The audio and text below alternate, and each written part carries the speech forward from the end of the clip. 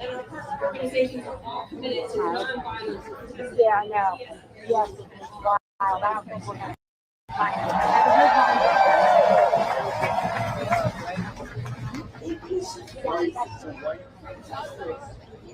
Do not engage. Do not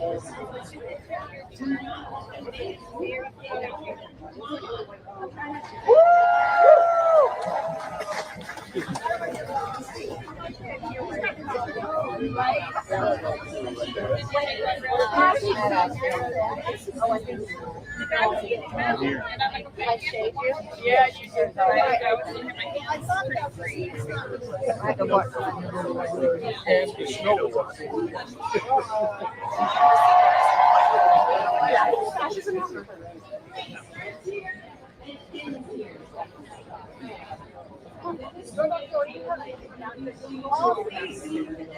Excuse me. Thank you. Pues estamos aquí para. Excuse me.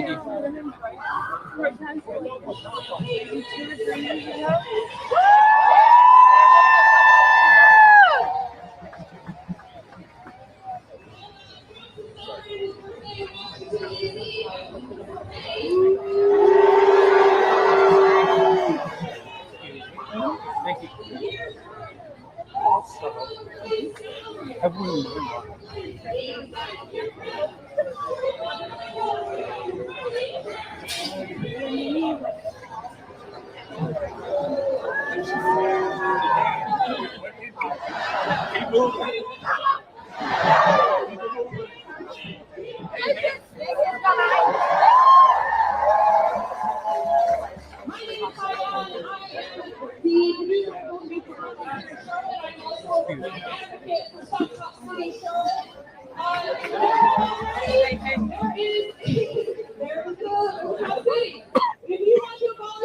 If you want to abolish being in our community, start with that question. Today we are here to mock a man who wants to be an emperor. Is he an emperor? No. Is he a king? No. We are here to mock a man who has power on the back of the angry.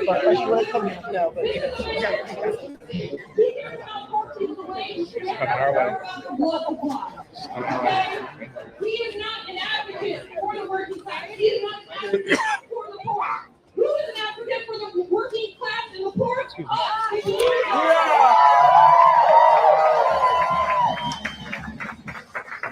We are going to walk a man who has redefined leadership by tweeting from a toilet in all caps. Okay? This is not normal. Guys, you may know what else the president, but I know he has a cautionary tale for pulling out.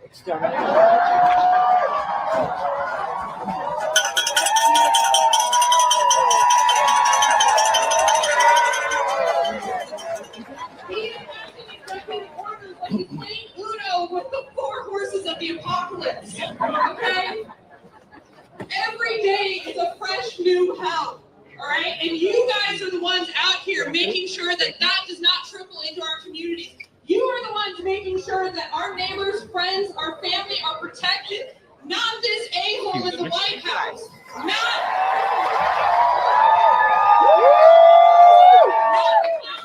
representatives that he has decided were more qualified than the tons and tons of people that he fired to replace them. Not puppy popper gnomes. Not whiskey leak Pete Hempstead, and not that slittering slime ball Stephen Miller.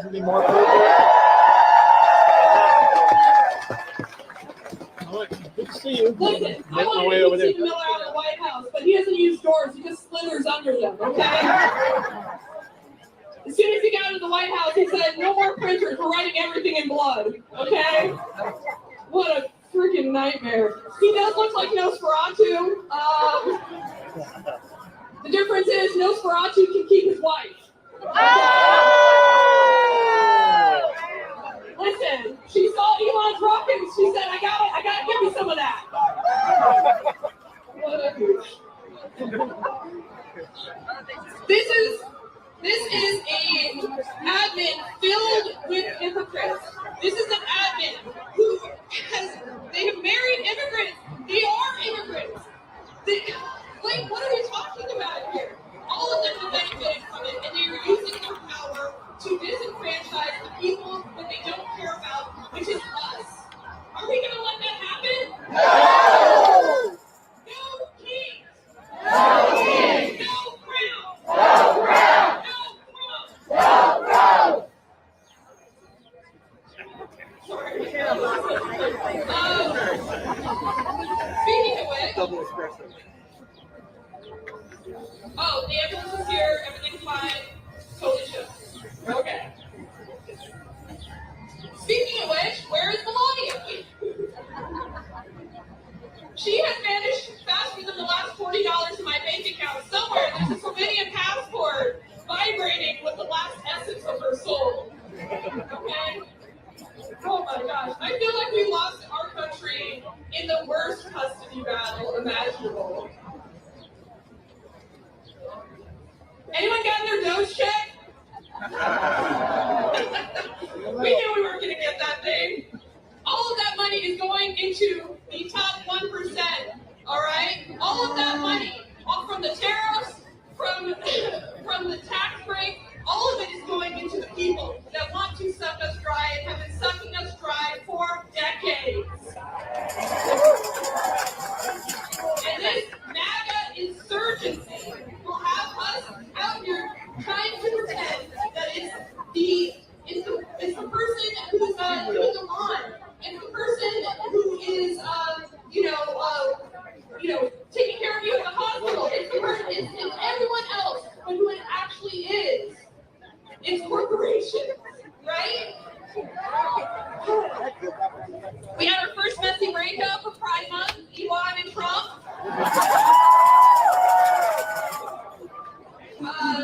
Listen, this is what happens when you feel an admin with daddy issues. Okay?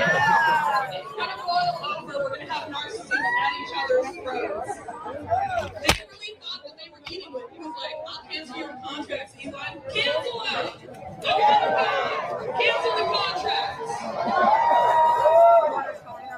And while we're at it, release the Epstein files. Yeah! Put that motherfucker in jail! We know exactly what you are. Okay. You're a pervert and you're a con. You're representing all of these good American people on the world stage, and we will not have it. No kings! No king! No crown! No crown! Now, before I introduce our next speakers, I just want a quick refresher of our First Amendment from my handy-dandy Constitution. Does admin like to forget? Does admin like to forget that this is a paper document that we can get to? And our president has used a full.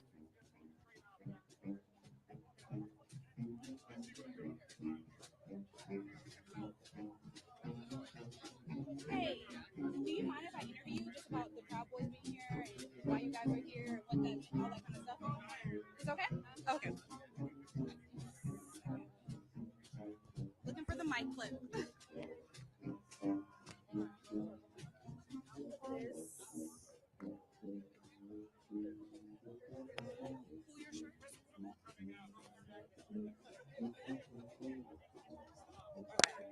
Alright, so I'm with Borders. I'm recording and have a live feed going. Is that okay? Okay, that's fine. Thank you. Instead of you asking me something, can I tell you something? My story? Why I'm here? Okay. Alright, so what's your first name, last name? Adriana Carvalho. And then how do I spell it? Adriana. And then how old are you and where are you from? I'm 46 and I'm from Alpharetta, Georgia.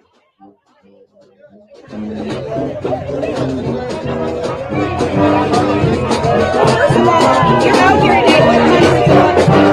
What made you come out here today? Because I'm here to support our family. We all live together.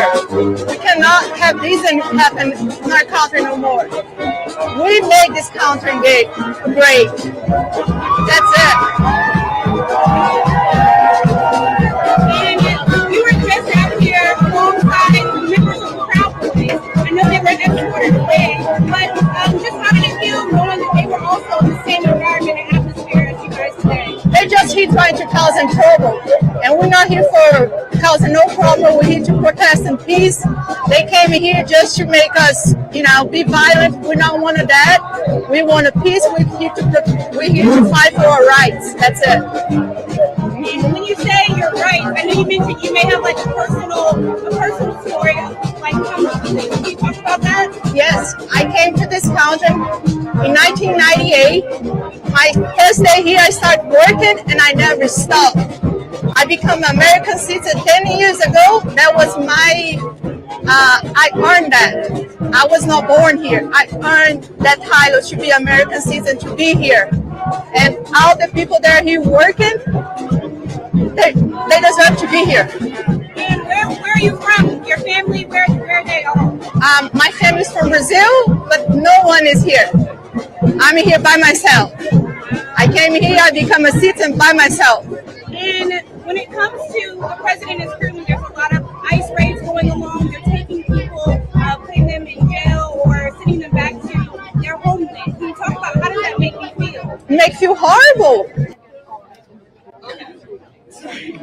We're going to introduce, before we introduce our next speaker, let's just go over the reasons why we're here. We pretty much covered it. He is using our tax dollars for his party. The tax dollars, boo this is. He's using our tax dollars to reformat the White House. He's using our tax dollars to get refit jets from Qatar. He's using our tax dollars. What the hell is going on? What the hell is? Yes, I'm sorry. We're gonna move on. We're cutting into time. We are united against hate. They are going too far. This is bigger than political disagreement. They have divided our courts, deported American citizens, disappeared people off the street, and slashed our services, all while orchestrating a massive giveaway to their billionaire allies. Enough is enough.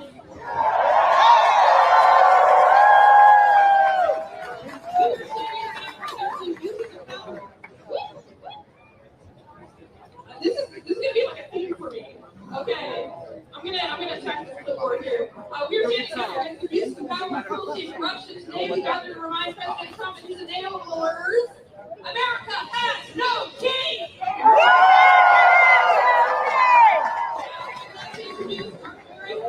Sunshine. Is Representative George Lopez from District 112. Jordan Lopez is an East Charlotte native and proud product of Charlotte Mecklenburg.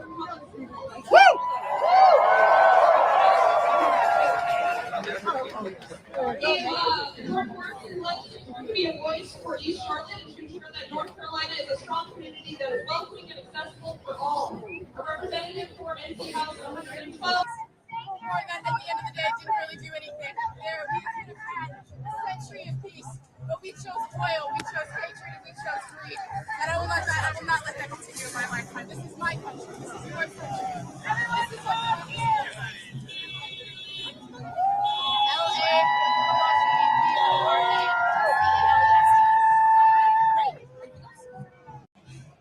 A wise man once said, and to quote him, I read somewhere a freedom of speech. I read somewhere a freedom of the press. I read somewhere that the greatness of America was defined in the right to protest for those rights.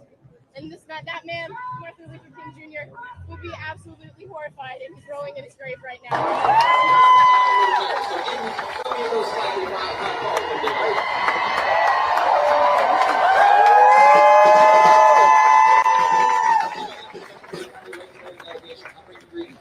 We are up and rallying every single day, week in and week out, fighting on your behalf, pushing back against the North Carolina Republican Party and their bull crap, the same way that we all are out here to do today with this administration.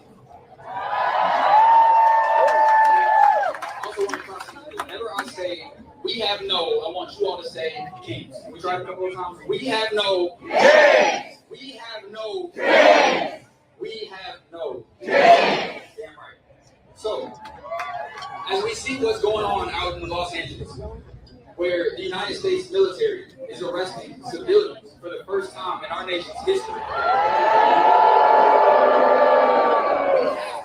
have to come out here today to remind this administration, this state, and the world that we have no Kings. that we have no Kings. that we have no when the Republican Party in Congress is cutting hundreds of millions of dollars from Medicaid programs that over 1 million Floridians rely on for access to health care. Good morning. Good morning. do care, and not only do I have a right, it's my duty. It's my duty to care about what's going on. It's my duty to stand up. People have been talking about injustice since this country was built. This country was built on injustices. We killed Native Americans, and we built it off the backs of slaves. And they want to talk about how reparations, and that's just, it happened 100 years ago, and we shouldn't talk about it. We see the effects today. America was built on bigotry. America was built on hate, and it doesn't have to be that way. I do not live in a country. I do not pay tax dollars to murder innocent people. These are people. This is a country for us. This is a country of my parents and my children and my neighbors. And this is a country of immigrants. The colonials did not pay thousands of dollars. They did not wait 8 years to have citizenship. They didn't do that. I am not going to sit here while my people suffer. What do you think about the president? I know currently. Good morning, y'all. Thank you all for being here. It is early in the morning. Y'all know, if you follow me for some time, you know I'm not much of a morning person. It is 8:30 a.m. out here on the West Coast, and y'all done already turned up across the country. Forgive me, y'all. I still got my Ricola in, and I'm trying to get myself together, trying to get my life together so that we can enjoy this day. Our mods are in the building. Thank you for being here. Urban Southern Cookie, Amethyst Angel in the building.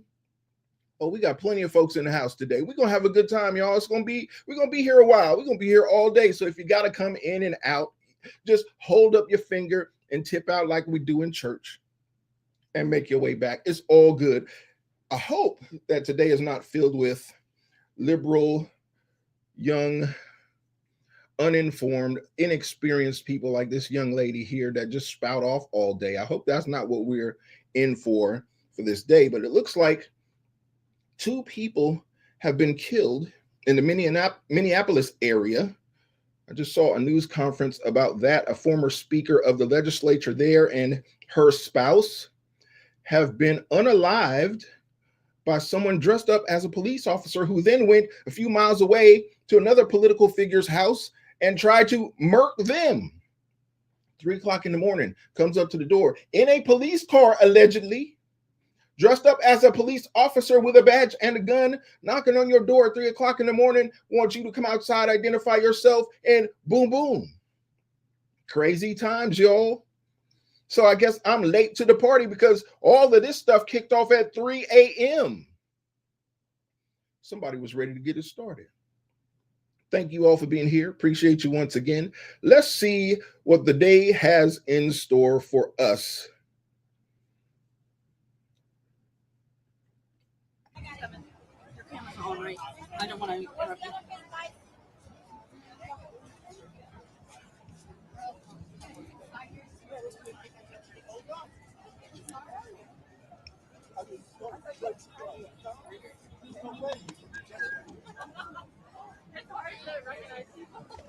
I know.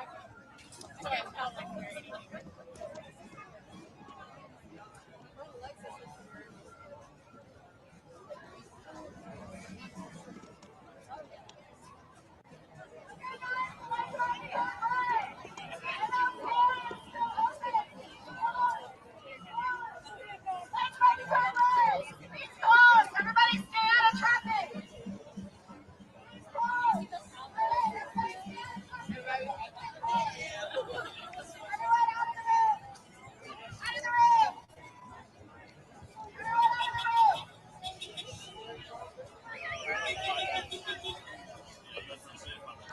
I apologize.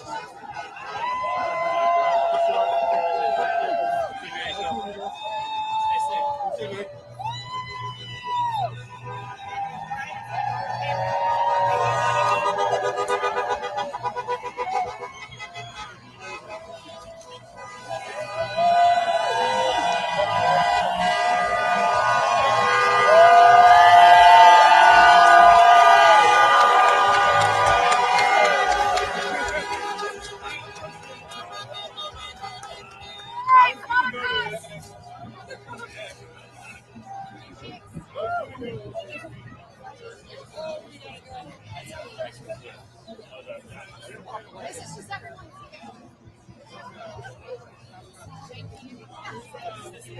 live, so I'm just going.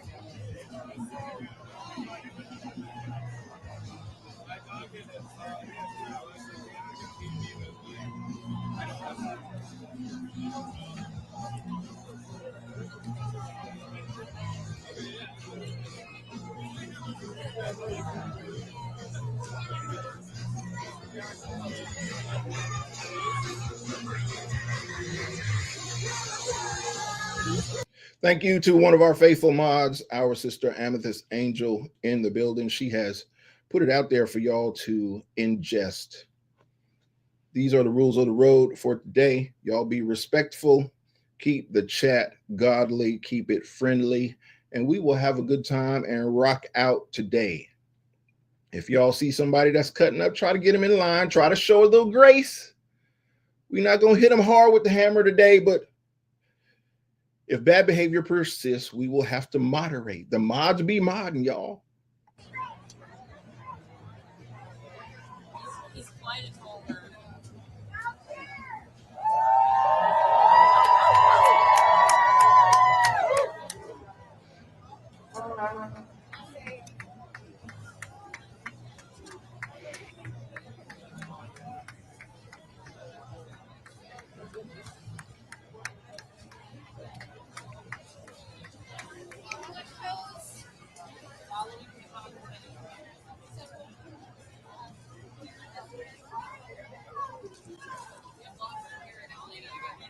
They're behind us there.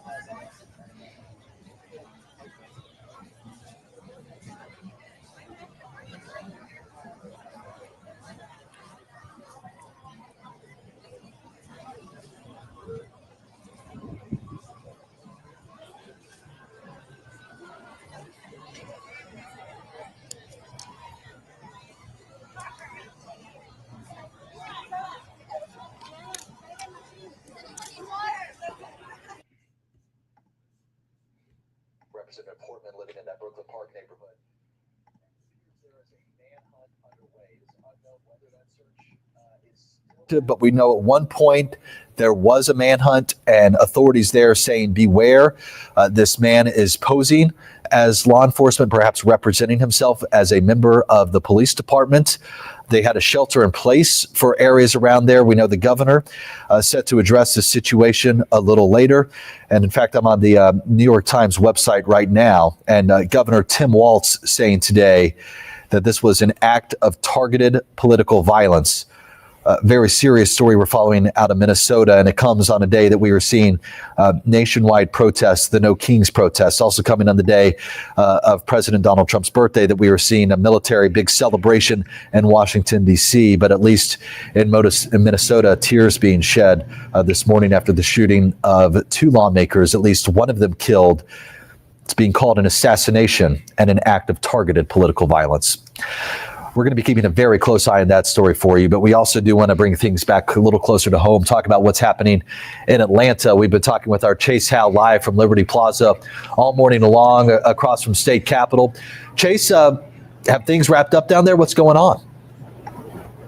Hey, Dan, yeah, since we last talked, which was probably about 20 minutes ago, the event ended and everyone just started dispersing. So if you take a look behind me right here, this is actually Capitol Avenue between Capitol Street and Martin Luther King Drive. So this is what the street looks like right now. That's why there's no through traffic over here, and people are starting to leave. But if you went to go turn from Capitol Avenue toward Memorial Drive, now that's open. But again, I want you to think about this. If you have family or friends coming down here, you're going to want to avoid this area until all this gets let out, because where a lot of these people are going is actually to that protest where Angelina is headed to on 17th Street. But as you can see here, Capitol Avenue between Capitol Street and Martin Luther King Drive is closed as of right now. So the Capitol, you said, Dorjan, you said Capitol Square area. So the Capitol Square area, you want to avoid altogether. But again, there is through traffic going from Capitol Avenue toward Memorial Drive. So that's open. But again, it's going to take you kind of a little while to get through that as there's street closures over here.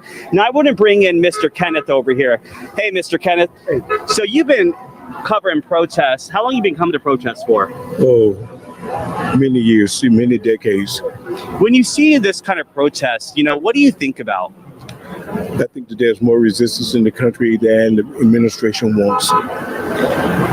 You've been going to protests for a long time now, you said. I mean, how does this crowd kind of compete to what you've seen in other years? I can really tell exactly how large this crowd is. I didn't circulate as much as I wanted to. It's probably about the size that I had expected, a large crowd. And they were enthusiastic. Everyone's enthusiastic. No kind of disruptive actions. Nothing that was said that should not have been said. Nothing done that should not have been done. This was a good protest.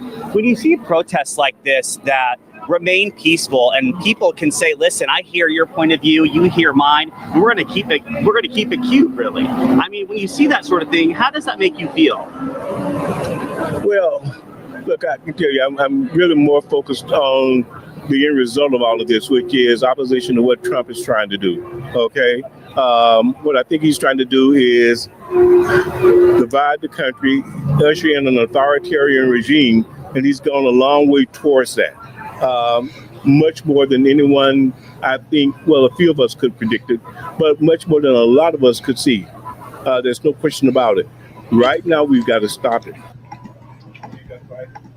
All right, OG talking foolishness, so we cutting away from that. Get your mind right, sir.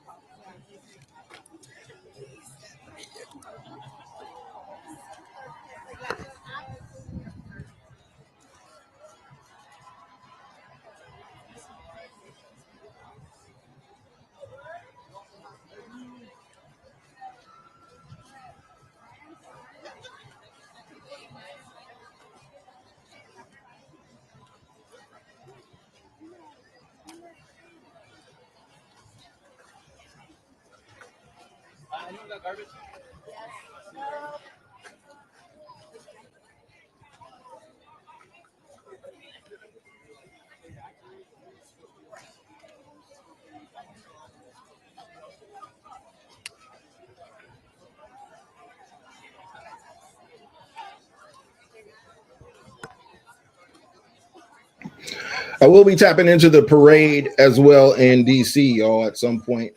I've seen some clips of these young Army soldiers getting themselves prepared for the parade. Looks like it's going to be fun and interesting. Hope that everything remains calm there. In case you didn't know, I am an Army dad. So it's a good day. Y'all walking to? Just walking?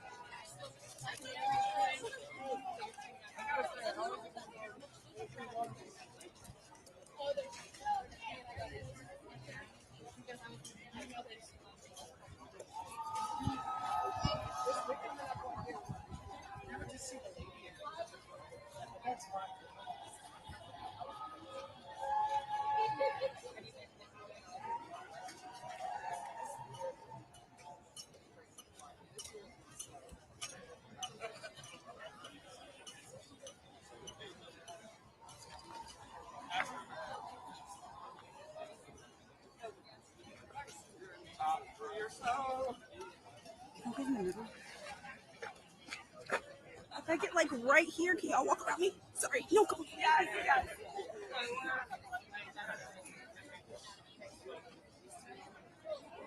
I wanted to get college. Yeah.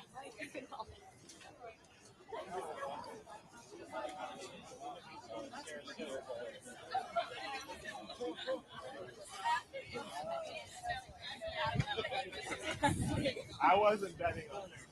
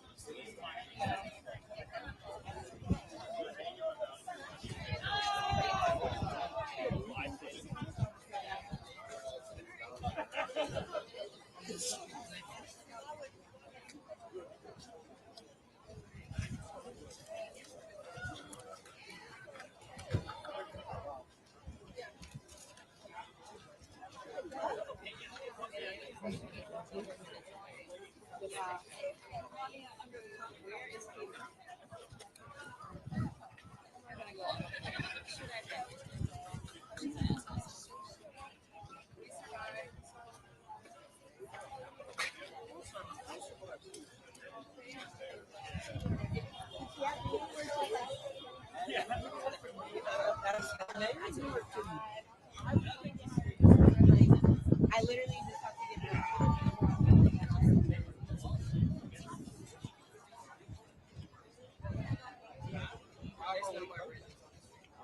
that was the only one. So I did that.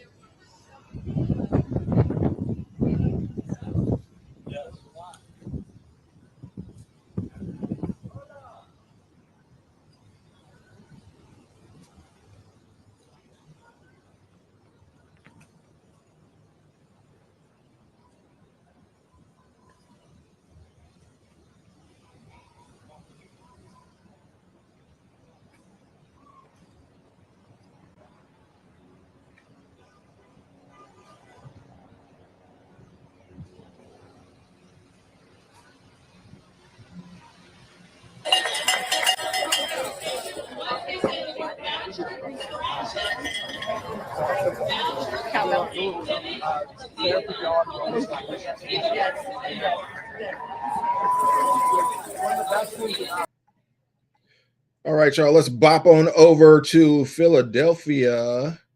See what's going on there with an aerial shot.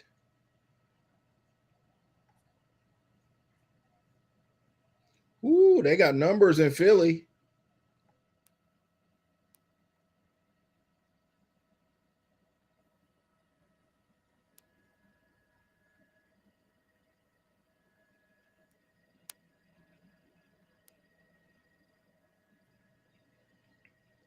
Philly showed up looking like Los Angeles down there.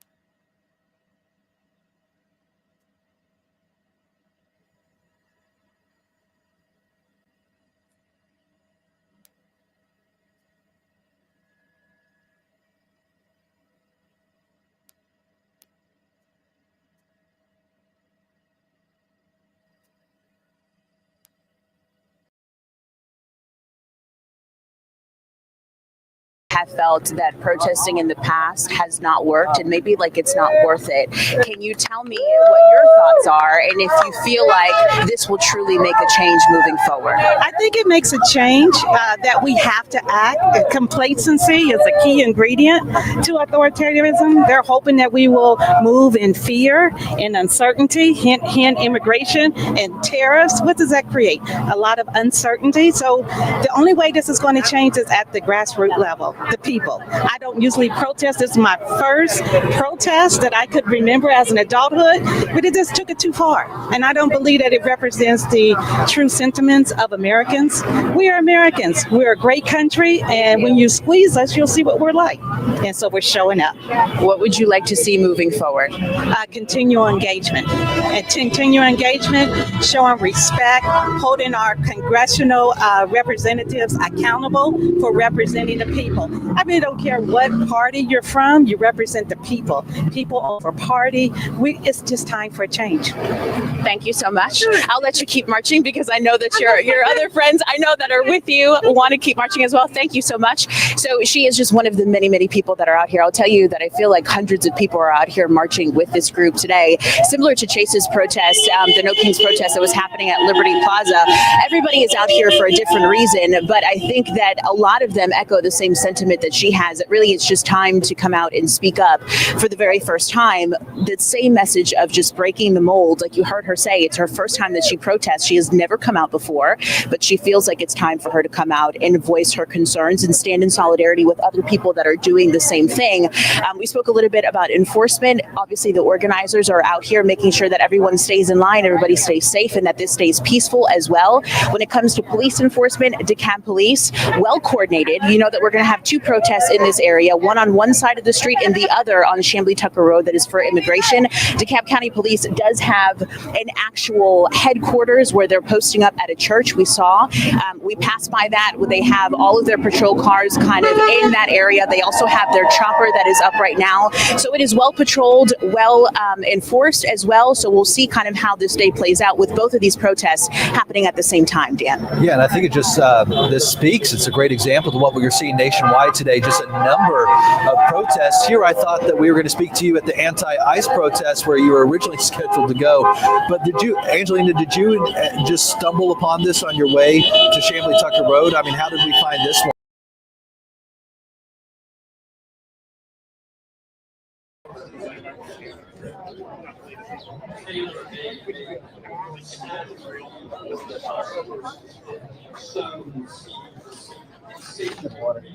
Got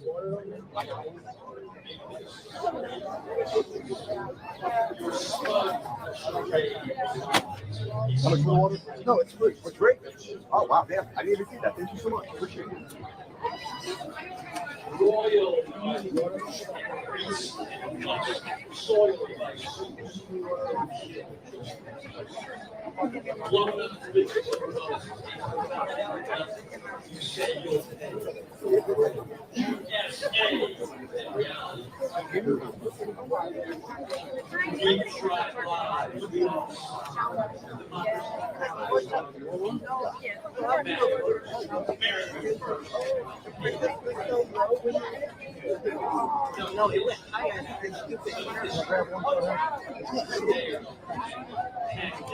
Thank you. Thank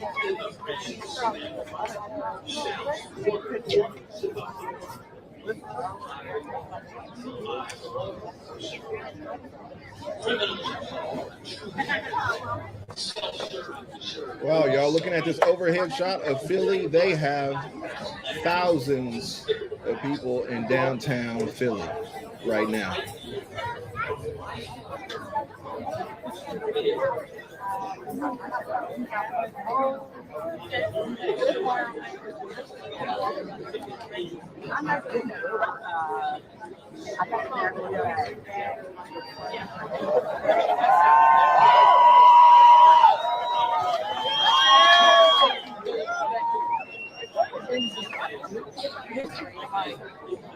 My favorite was part where they're like, well, all the in their 8 years, he stopped using his stories. So, like, we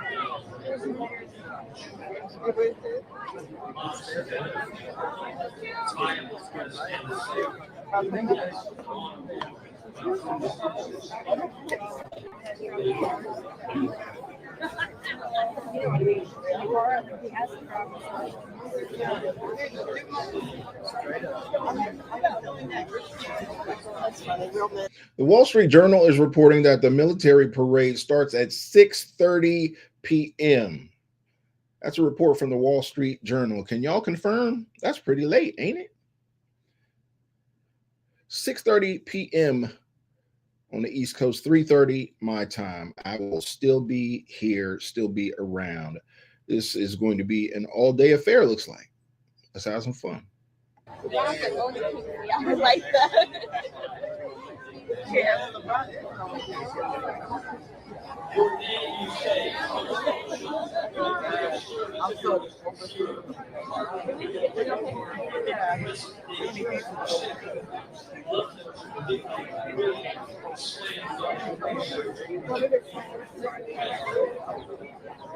Okay, dear Lord, be careful. There's a drop off.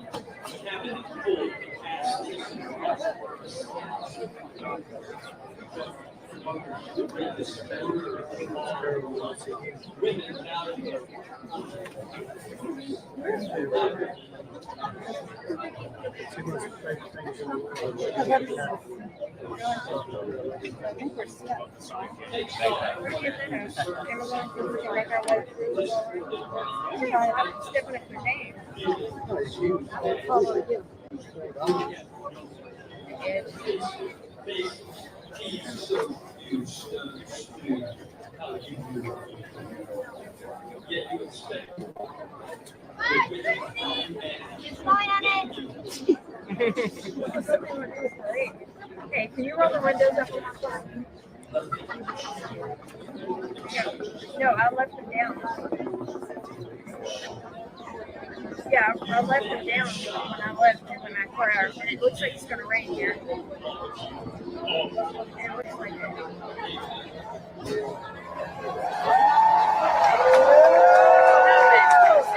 Windows in my car are down. Okay.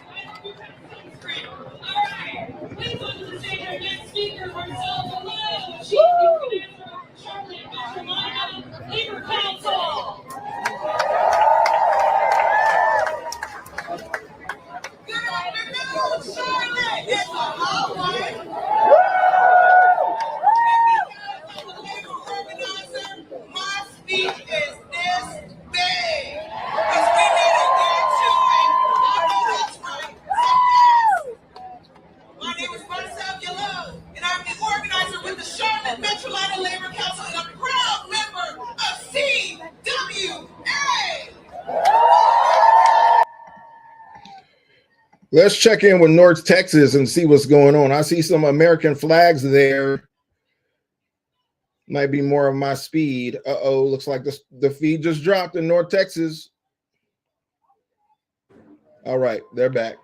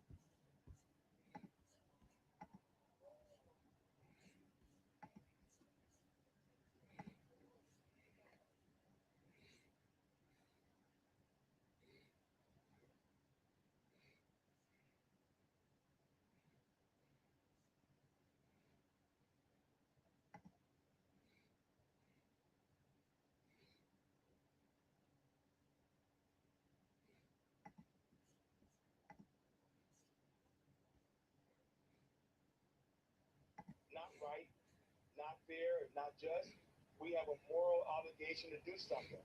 And you just witnessed 9,000 people showing up because they're seeing something that's not right, not just.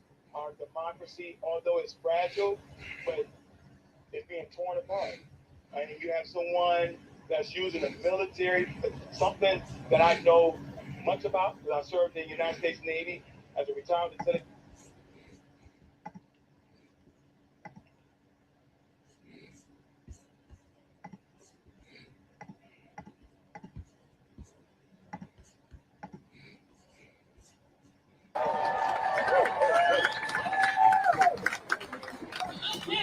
We have Stephania Ortega.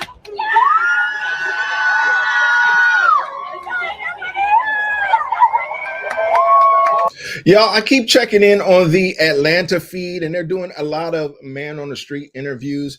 And I got to tell you, I'm so disappointed in Atlanta. I mean, I should know better, right? I love Atlanta. It's a great city, but you know, like Killer Mike once said, you got Atlanta, right? And everybody knows what Atlanta is. I'm not going into details. We know what it is from right to left. But he said you get 15 miles outside Atlanta, and that's Georgia. And man, I need Georgia to stand up, because Atlanta ain't what's up right now. Not with the issues that are facing this country, not based on the man on the street interviews that I'm seeing here on 11 Alive. Man, no, this ain't it. Whatever Atlanta is on right now, whatever y'all got, whatever's in the water that y'all drinking, man, y'all can keep it. We don't want none of that. America first, man.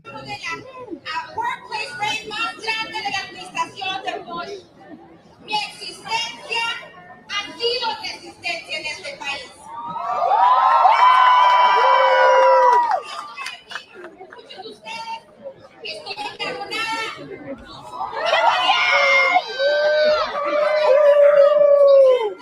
Y quiero que trabajemos, que no nos pagan suficiente. Estoy harta de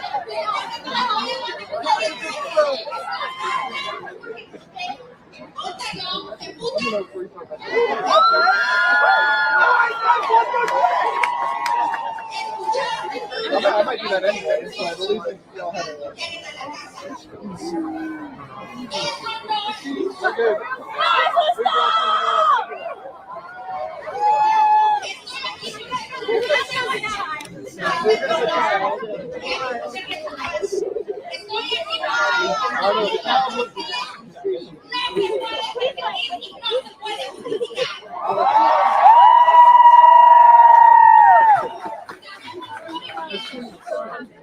He's got a long way to go.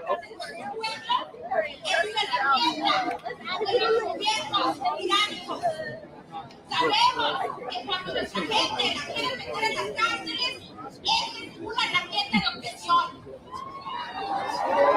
¡Exacto! No nos vayamos muy lejos.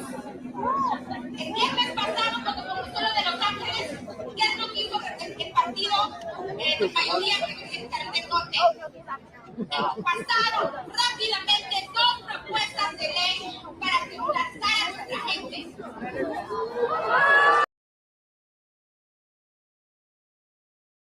There are tanks rolling through the streets of DC today. There is a reason that the police state has started snatching up legal people in this country and trying to detain them and to deport them. It's because the oligarchs know that revolutions have been fought for less. We are here today because we are unapologetically on the side of the working men and women of this country who shouldn't have to fight and grovel for crumbs, who should demand their seat at the table over the folks at the top who are constantly trying to use this government for profit. They have turned this government into a for-profit institution for them. And on our backs, on the backs of tax-paying citizens of working class people. And until we come together like we are today, and until we are unified and understand that the fight that we're fighting today to preserve democracy is not about left or right, it's top and bottom. and that we have an obligation to stand in solidarity today against the billionaires and the banks and the bootlicking bastards who think that they know better than all of us.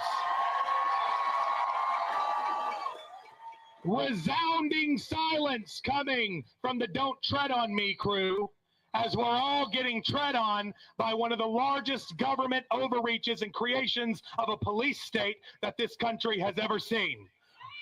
We will not be silent. And there's a county in Texas I want to tell you about. I preside over the Democratic Party for the full state, and I want to tell you about Caldwell County, where a police chief yesterday said that if someone in Caldwell County was holding a sign that said "No Kings," they would be immediately arrested. Really brave pro-king positions coming from the radical right wing in this country. We know that unless we stand in solidarity today and fight back, we may not have other opportunities to do it. If they will handcuff a United States senator, imagine what they will do to you when the cameras aren't on, when the press junket isn't looking. What will they do to regular people like us if we allow this to happen to them? We have to Ooh, make that's sure some charged that in rhetoric right solidarity there, together, sir. we send a clear message that even if you are in red places like Denton County, Texas, we will not allow this government to create a police state and rule over us as if they are royalty. The plebes are going to stand up, fight back, and do everything we can to save this democracy. I grew up on a Purple Hole Pea Farm in East Texas with lesbian mamas. And my two mamas, let me tell you. Well, they that were tougher than explains it $2 now, don't it? Oh, my. They taught me to never walk away from a fight worth having. This fight, the fight we're waging today to preserve our democracy, is the fight worth having. Thank you, Denton County, for being here today. And know that we at the Texas Democratic Party are standing behind you every step of the way.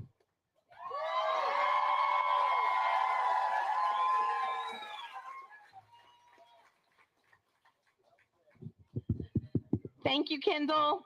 All right, everyone, please hydrate, apply sunscreen if you need it, and congregate with your fellow attendees. We'll be back here at 11:30 for our next speaker, Chantal Kirkland. But real quick, why don't we practice some chants, okay? When I say, show me what democracy. Now, y'all, I think this guy just made the case that we all should soak in a little bit and let marinate when you see alphabet community people, activists even, trying to adopt children. Think about it.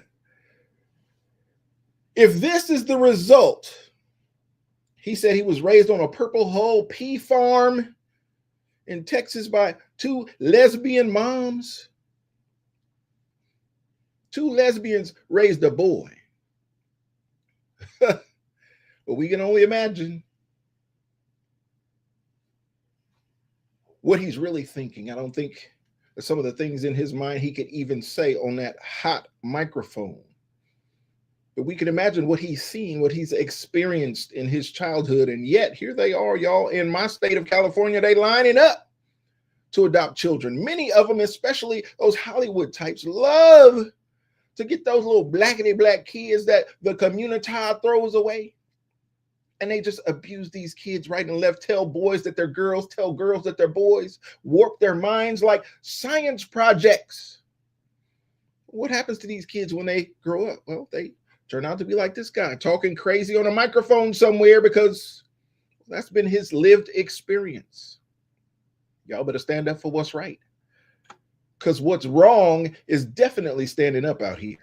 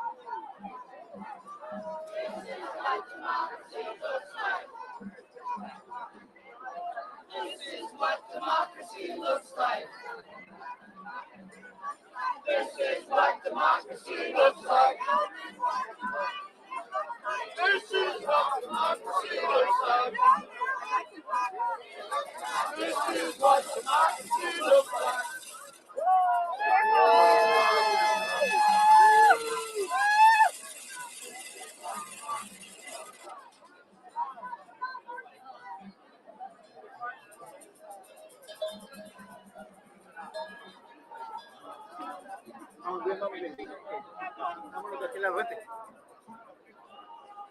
Sorry. Thank you. Sorry. Excuse me. Thank you.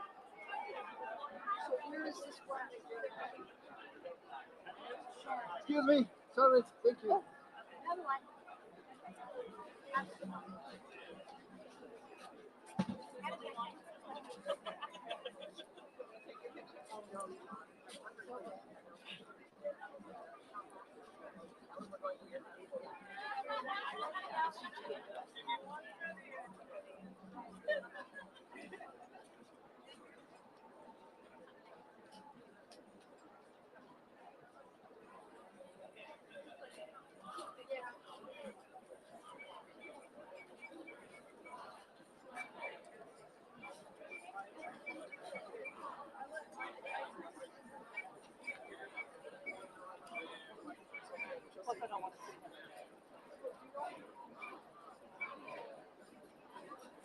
Tenemos que avanzar porque como que se adelantaron. Sí, mi amor, ya sé.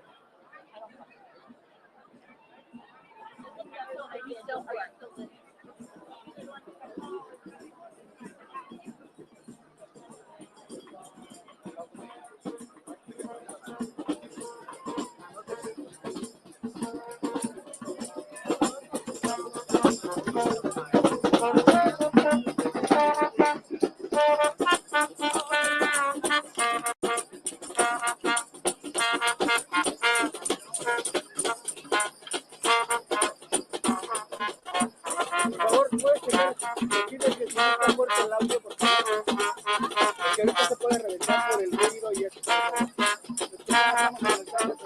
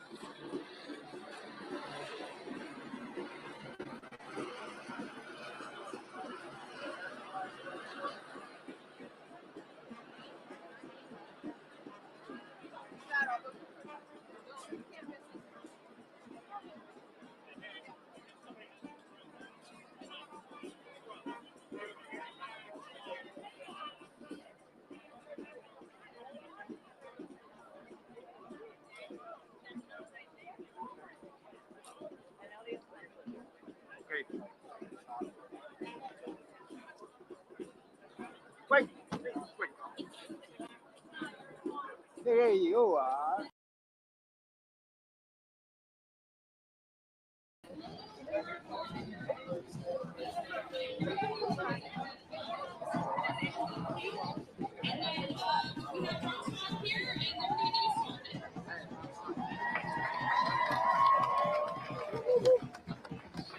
Thank you.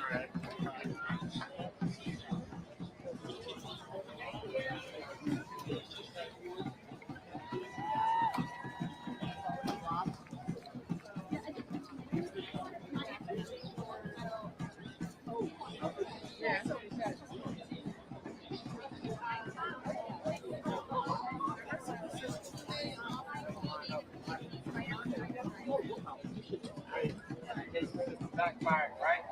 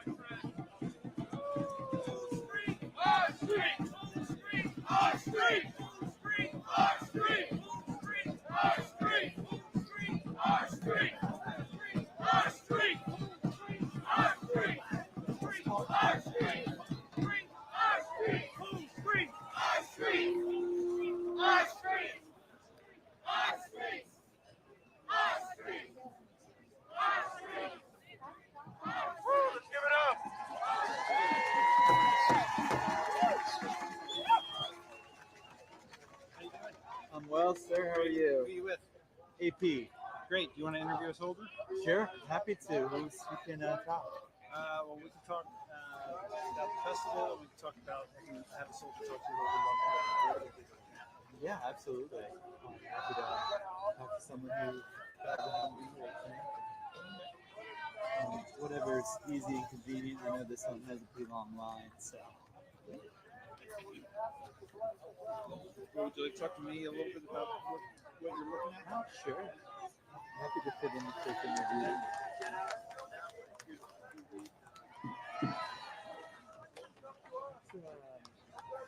Yeah. Have you stand in the corner of this? And our singers. Get a little bit of the red tassel, bees in the background there. Yeah. Can you get a bit of that? Yeah, absolutely.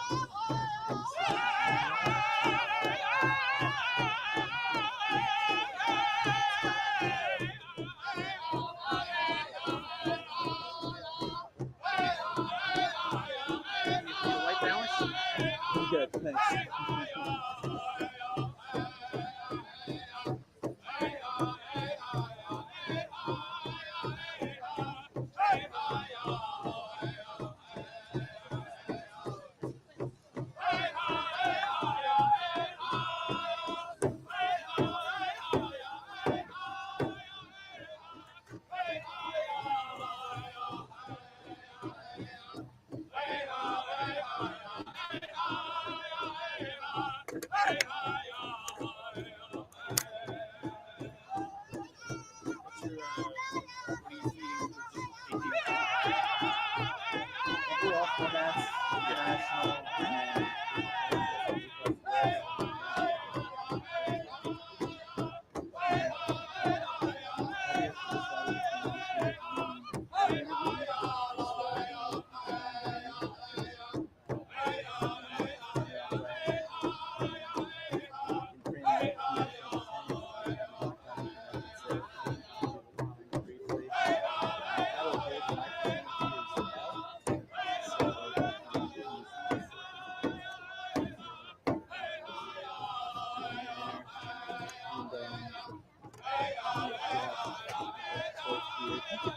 a little bit with the lighting. No, not with that. Just with your hat, the brim. You could slightly tilt it back so I get a little bit more light on your face.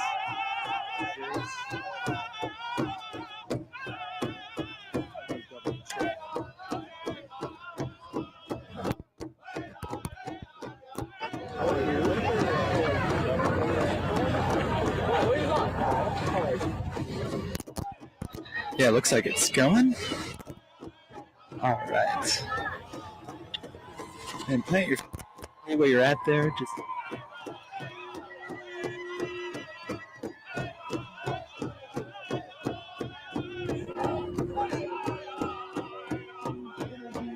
Just by introducing yourself, sir.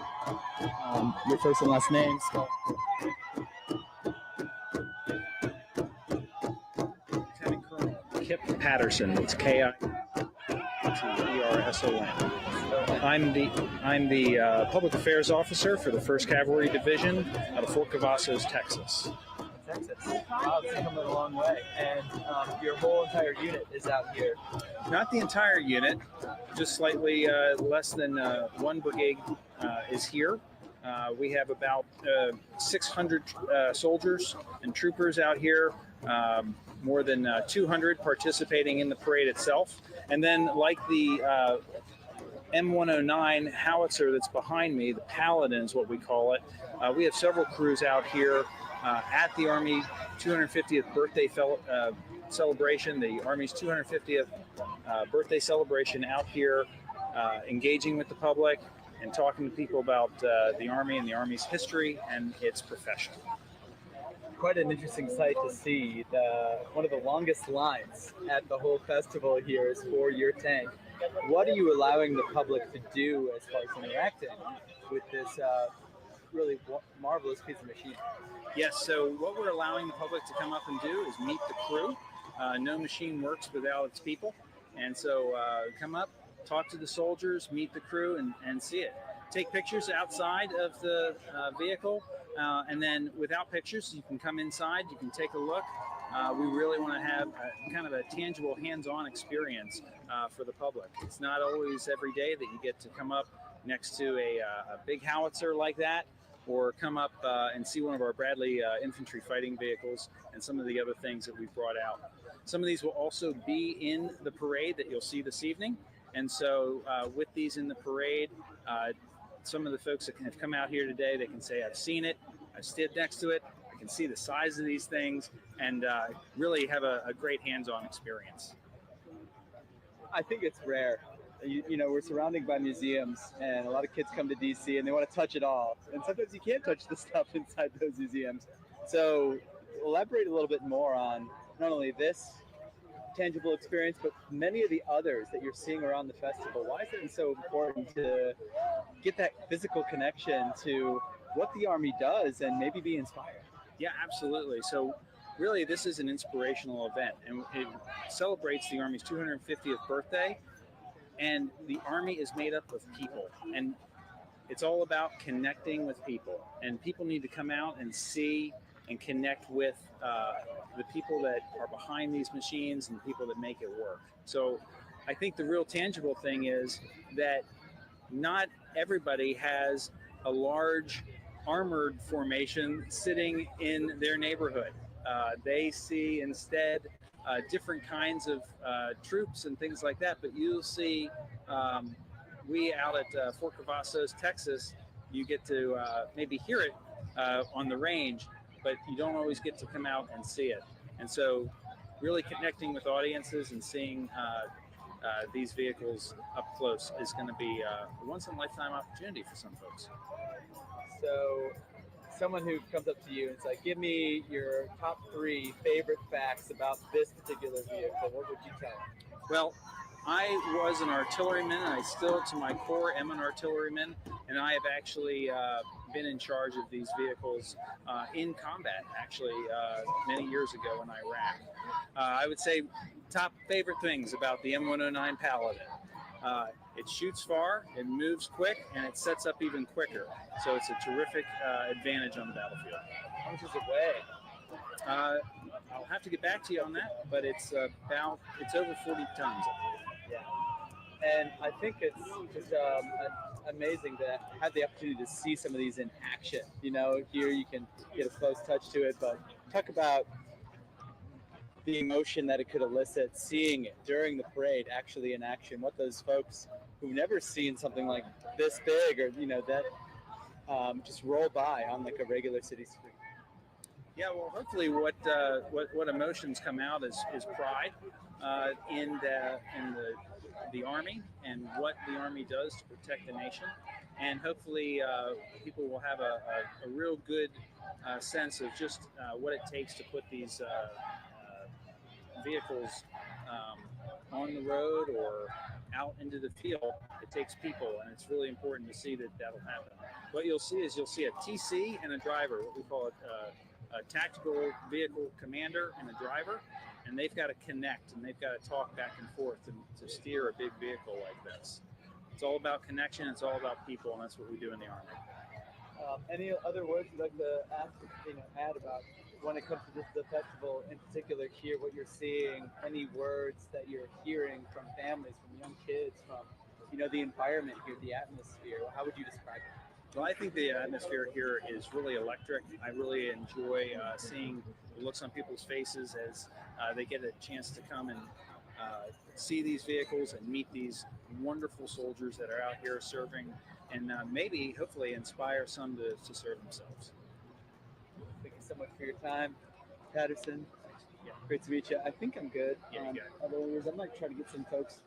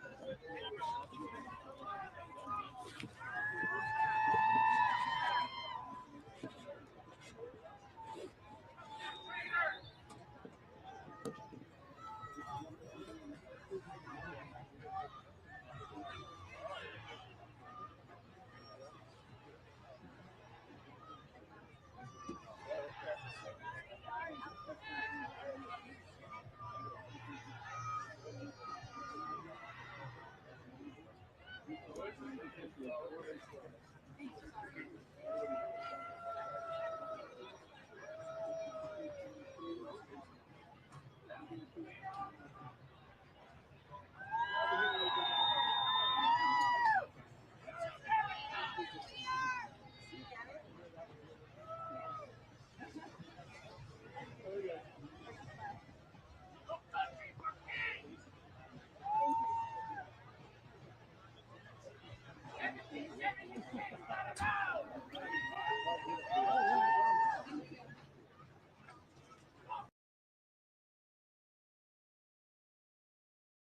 is what democracy looks like.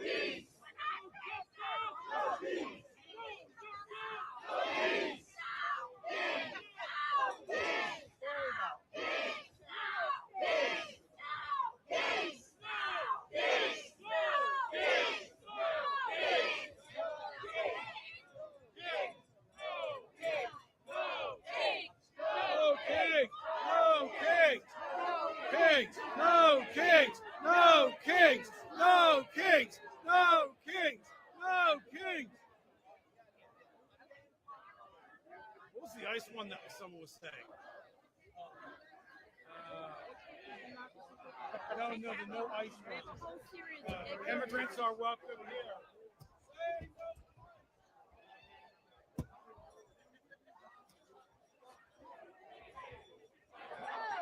Donald Trump has got to go. Hey, hey. Oh, ho. Donald Trump has got to go. Hey, hey. Oh, ho. Donald Trump has got to go. Hey, hey. Oh, ho. Donald Trump has got to go. Hey, hey. Oh, ho. Donald Trump has got to go. Hey, hey. Oh, ho. Donald Trump has got to go. Hey, hey. Oh, ho.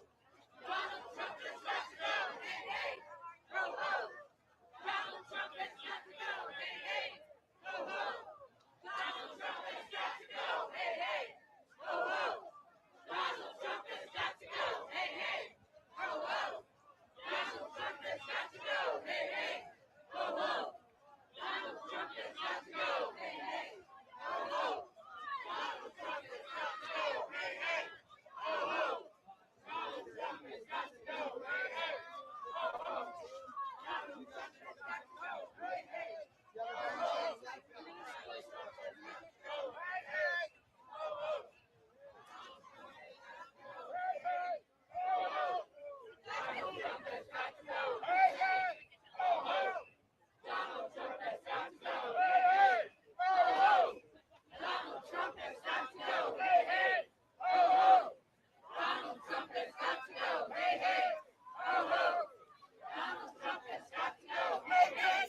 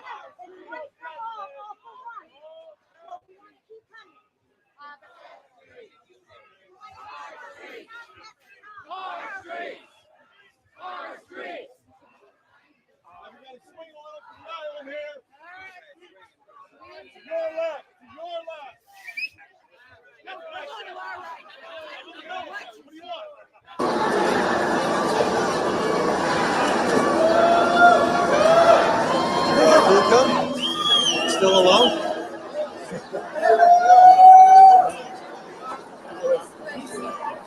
Vamos a earlier? Yeah, I know. I had to go to the surface. It's like,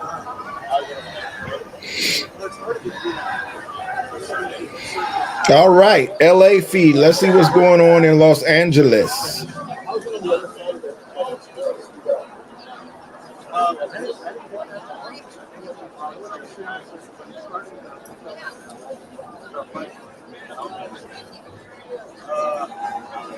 He was in the circle.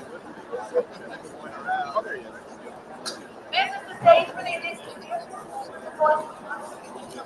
Oh, there you go.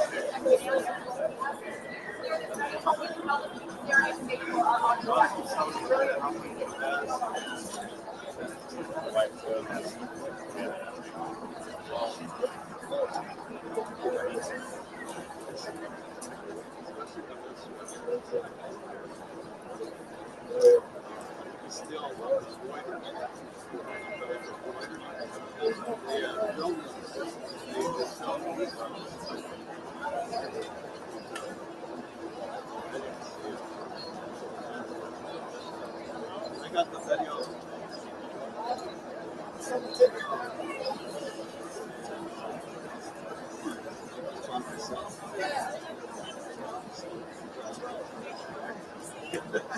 I didn't move.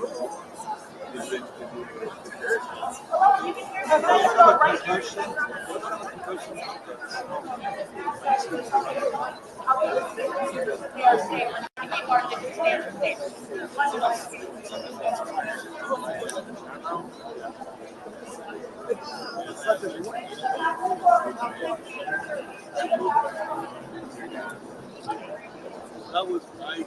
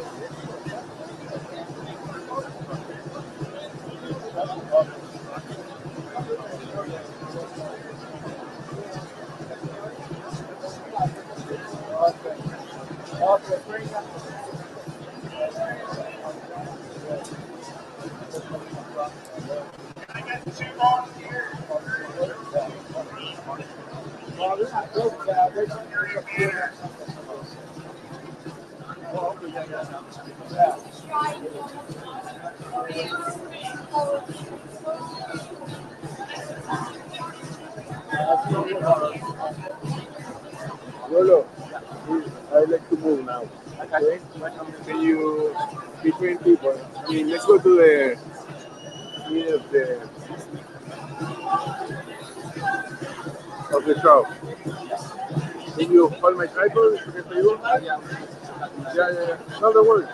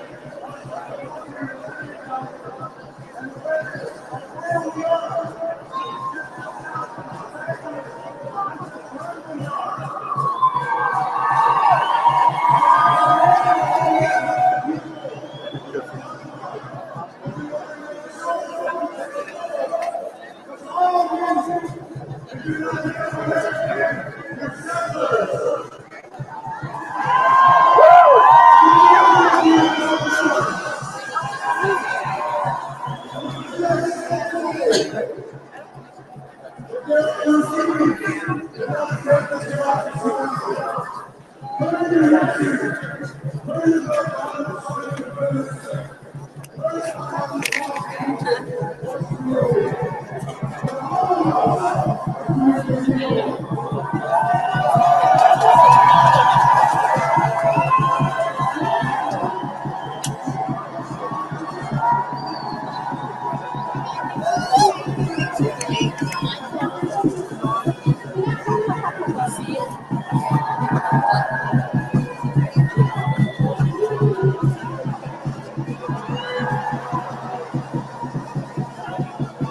you.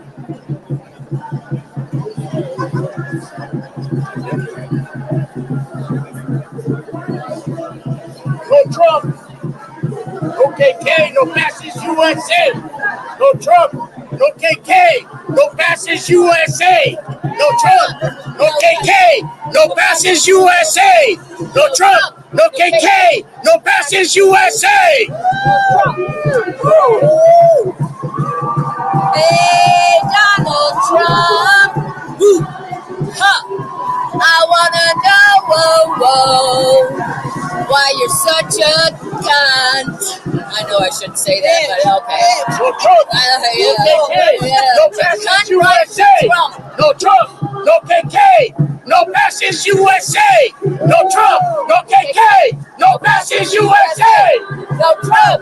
No KK. No fascist USA.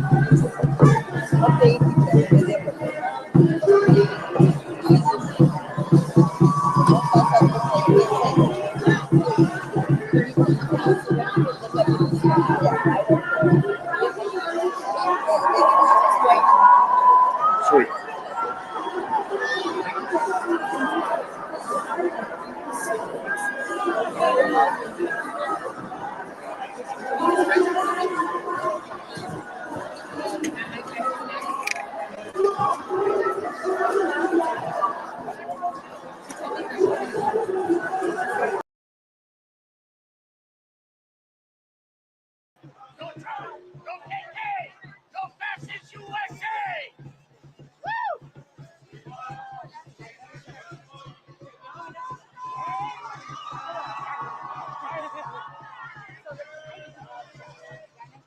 He likes it too.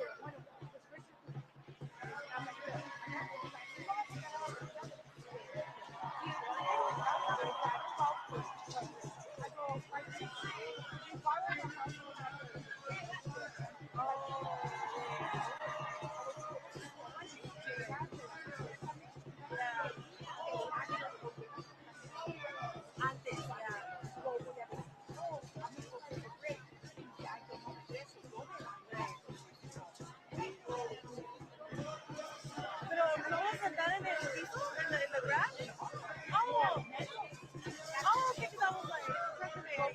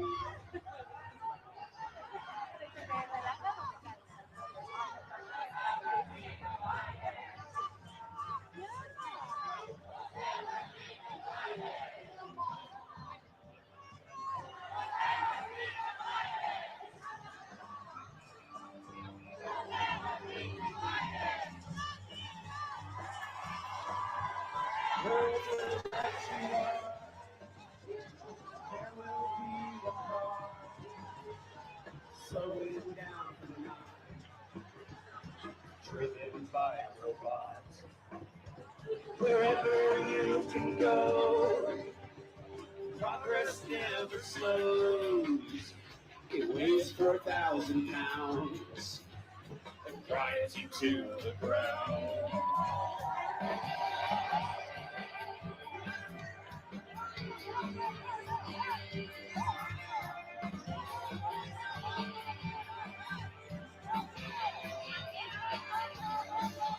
Always going, always going, always going, never stopping. Always going, always going, always going, never stopping.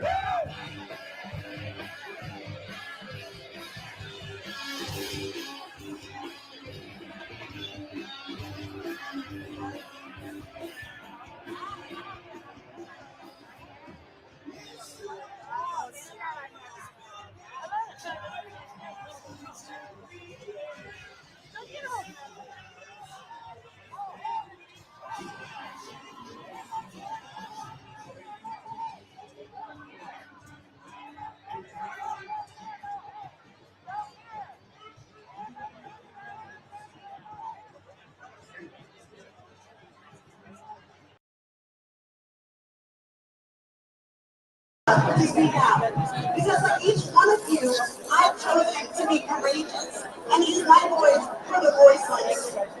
We must remember, courage is not the absence of fear. It is acting and doing what's right despite being afraid. What's happening right now, right here in LA, and what's happening on the nation as we speak. So who are your biggest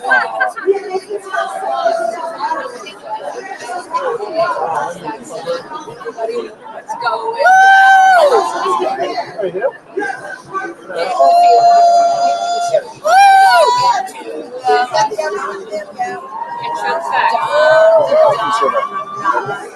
Okay, you've got to. Nice. That's a good one too.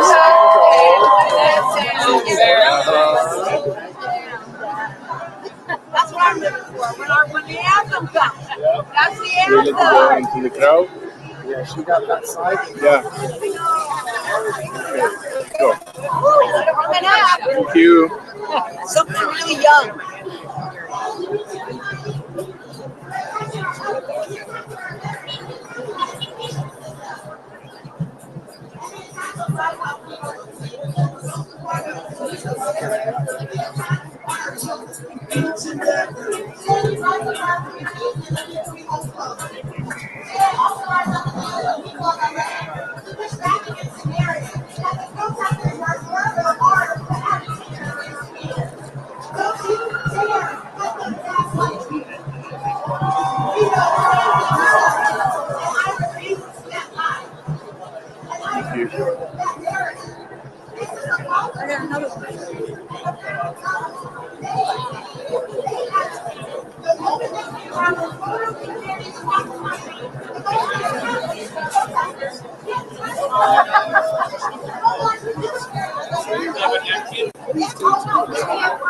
Free flags. Free flags. Free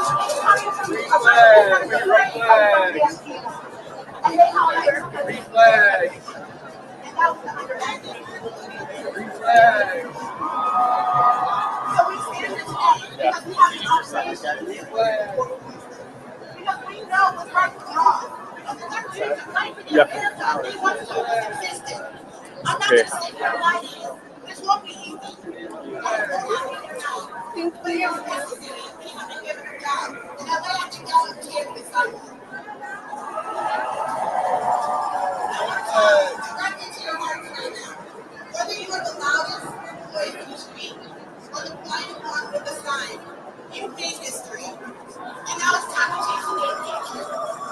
This is your civil rights leader. This is your story to tell. Not the opposition, not the police, not the media. You are the writer, you are the leader, you are the architect, and we decide collectively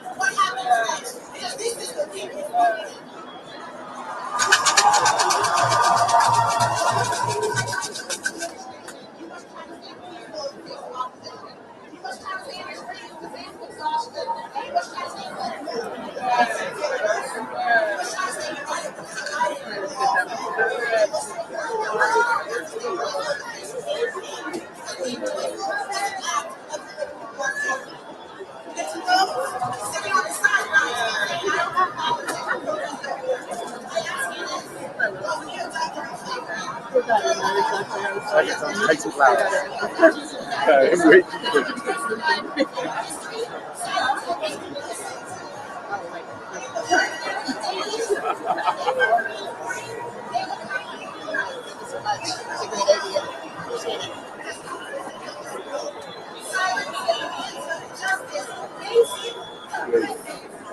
Okay. You go? Huh? Yep.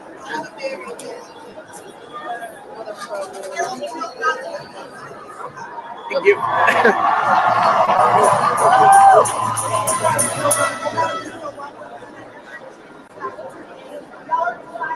We like to put the tripod here.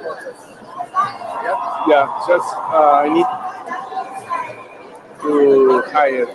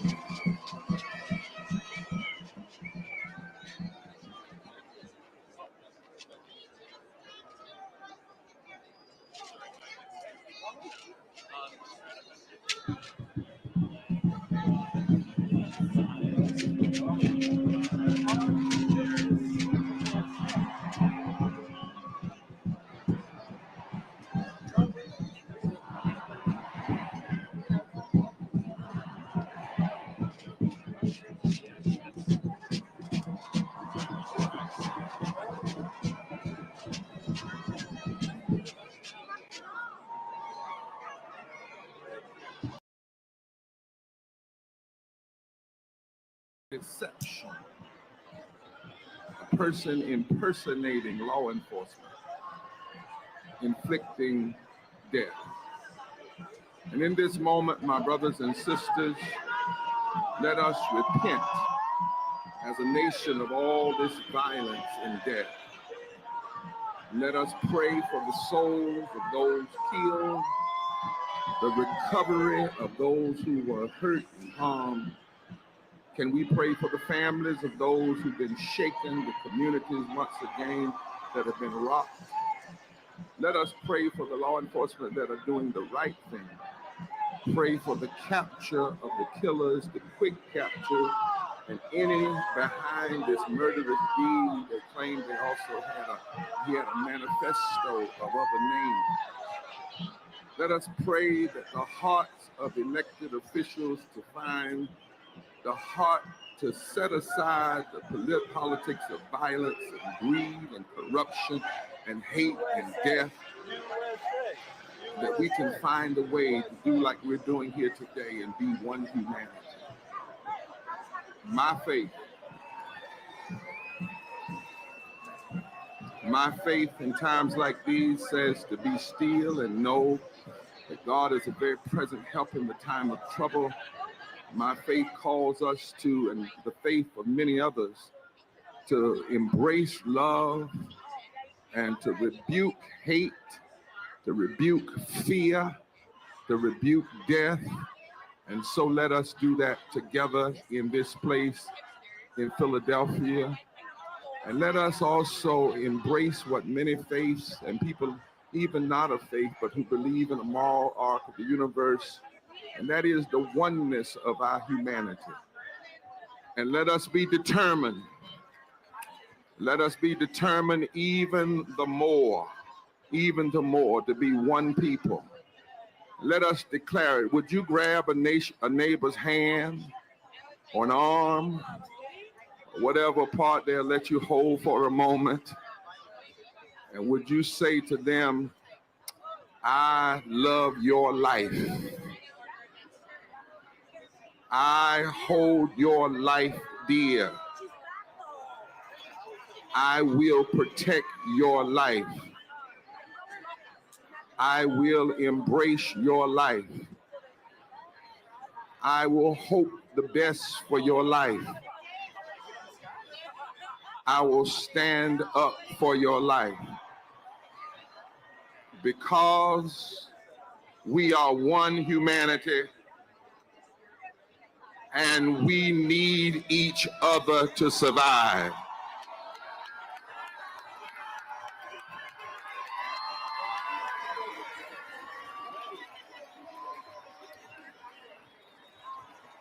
To my friend Ezra Klein and his wife, and all you have gathered today, we the people cannot bow. 2.5 centuries ago, Benjamin Franklin wasn't the name of a broad parkway you could walk down from Love Park to this great gathering in the city of brotherly love. Benjamin Franklin was a living, breathing human being in a city of 40,000 people, the largest city in the American colonies at the time. By 1777, there were as many as 14,000 British troops occupying Philadelphia. More than 1/3 of the population of the city, because everyday people had linked up with everyday people in other colonies to declare their independence from tyrannical rule. 2.5 centuries later, a would-be king has ordered U.S. troops to occupy Los Angeles and to parade down the streets of Washington, D.C., to parade like the North Korean forces of Kim Jong-un. But we are here to say, no, that is not who we are. We are gathered in Philadelphia and in 2,000 cities and towns across America today. We are everyday people of every race, creed, and community and political affiliation, uniting in the great nonviolent tradition of those who came before us to demonstrate a better way, a way we have learned through this nation's painful struggle. the struggles that have taught us that we either go forward together or backwards divided. We are not a people who bow and give total allegiance to any ruler or policy, because bowing is not freedom and bowing is not in our spiritual DNA. We cannot be who we were made to be unless we are free. We are not a people who give loyalty to a king. No, we, the people of the United States of America, are at our best when we are striving to be united by our commitment to liberty and justice for all. Now, we must be honest. America has never been all that she aspires to be. But every stride toward freedom, every step toward a more perfect union has been grounded in this commitment to freedom, liberty, and justice for all. Declaring that we are created equal and endowed by our Creator with certain inalienable rights, life, liberty, and the pursuit of happiness. Writing in our Constitution, we the people, in order to form a more perfect union. Already that is a confession of our imperfection. But we want to establish justice, to provide for the common defense, ensure domestic tranquility, and promote the general welfare. These are the principles that have always reminded us, pulled us, challenged us in the deepest recesses of our moral consciousness that we who believe in freedom cannot rest. And in the face of any challenge that would have us bow and accept something less, we say no. Truth is, these are not liberal or conservative commitments. They are moral values that can unite us and connect us to the best of who we are and keep us from ever bowing to a wannabe king. So today, we demonstrate with amazing clarity and speak the truth with strength. And the truth is, Donald Trump's regime is not illegally deploying American troops on U.S. soil because he's strong. He's abusing his authority as commander-in-chief, trying to pick a fight on America's streets because his agenda is incredibly unpopular. His political positions and his claims are weak and failing and contrary to our moral values. The truth is, you are the strength of America. He said he could end conflicts in other parts of the world with a phone call, but wars of aggression rage on.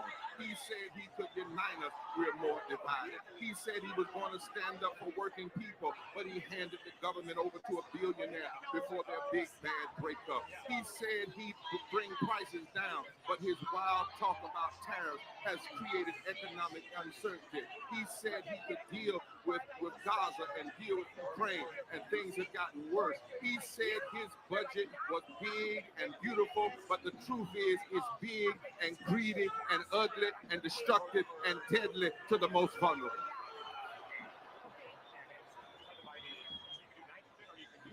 Ezra joined us last week as we've been gathering for moral Mondays in D.C. since this big ugly budget bill has been before Congress.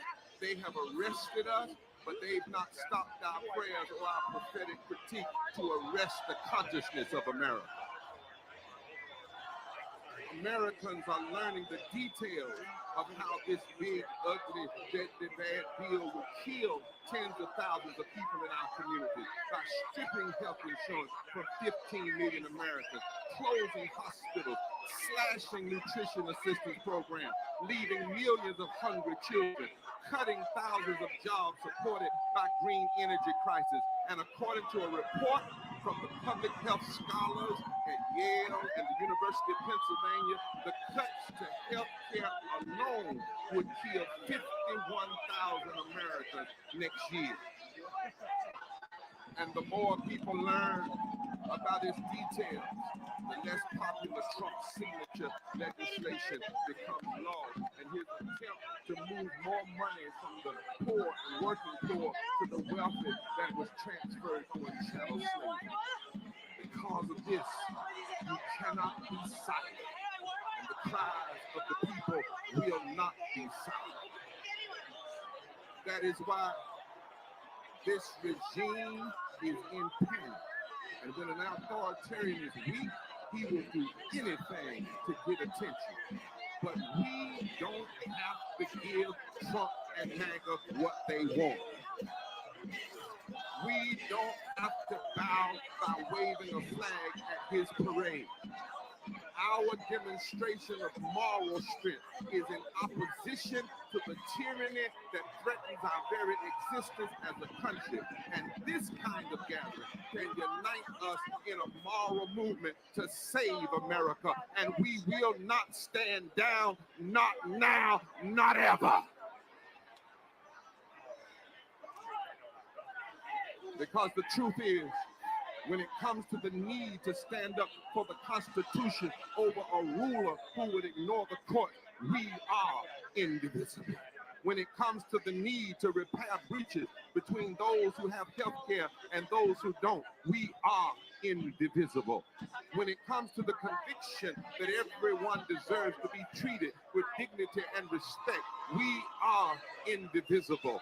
When it comes to our commitment that no child should go hungry in this, the richest nation in the world, we are indivisible. And when it comes to the central role of government to serve the people rather than to serve a king, we are indivisible. Now, might I close as a preacher? In the book of Daniel, in the Bible, there's an ancient story where three young men, Shadrach, Meshach, and Abednego, they were thrown into a fiery furnace for their refusal to bow. They refused to bow to a king that loved to put his name on buildings and ride around and make everybody bow to him. But they were thrown in, and they were not consumed, however, by the flames of the furnace. Instead, as they were thrown in, the people witnessed a fourth force come in and walk them through the fire. My fellow Americans, I stopped by this afternoon to remind you that when we tap into our moral power and refuse to bow, there is a greater power in the universe that will come and stand with us. In the final years of the anti-apartheid struggle in South Africa, they used to say, only a dying mule kicks the hardest. So we must maintain discipline, refuse to meet violence with violence, and keep our focus on an agenda that lifts us all to higher ground. We must join hands across all the lines that have been drawn to divide us and stand together as we the people. And when we do, I know a force more powerful than any of our individual actions will come and stand with us in the fight. That's what the best of American history has taught us. I stopped by to tell you and remind you today that the force of truth, the force of love, the force of justice, and the force of equality is more powerful than any would-be king. More powerful than brute force, more powerful than mean money, more powerful than big tech feudalism, more powerful than anything we know. When we stand up and when we stand together and when we refuse to bow, we can build a movement to save the heart and soul of America. Are you standing? When the founders refused to bow to King George, a fourth force stood with him. When the slave abolitionists right here in Philadelphia, black and white, refused to bow to the king-like rule of chattel slavery and slave masters, a fourth force stood with him. When women, black and white, refused to bow to those who didn't want them to vote, a fourth force stood with them. When segregationists and Jim Crow politicians lips dripped with the words of interposition and nullification, people like Rosa Parks and Viola LaRussa and Fannie Lou and Martin and Rabbi Heschel, men and women of every birth, refused to bow, and a fourth force stood with them. And I tell you, the force of truth and the force of love and the force of equality and the force of justice is more powerful than any would-be king named Trump or MAGA or anything. And so it's time. It's time for us to stand together like never before. Because when we all get together, we have the power to reconstruct American democracy. Did you know that if just 20% of us, if we organize 20% of the non-voters in the last election, especially poor and low-wage voters, who couldn't see how casting a ballot could make a difference in their lives, if we can organize them, we can upend the whole political calculus. If we go to every state, not just the so-called swing state, but every state, and if we win back some of our confused friends, we can upend the whole political calculus. If we refuse to bow and stand up for policies that make life better for every American, if we come together just one more round in history to fight for the heart and soul of this democracy, I declare unto you that when the work is done, when we finish organizing, when we've done praying and preaching, when we finish marching, when we finish registering voters, when we finish our nonviolent action, I guarantee you truth will win, justice will win, equality will win, justice will win. And on that day, we will truly be one nation under God, indivisible, with liberty and justice for all. Stand! Stand!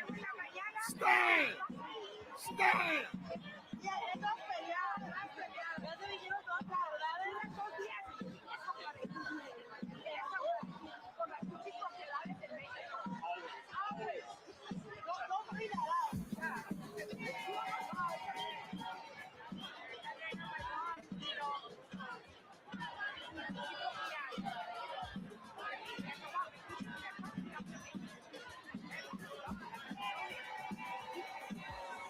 Please give a warm Philadelphia welcome to Congressman Jamie Raskin.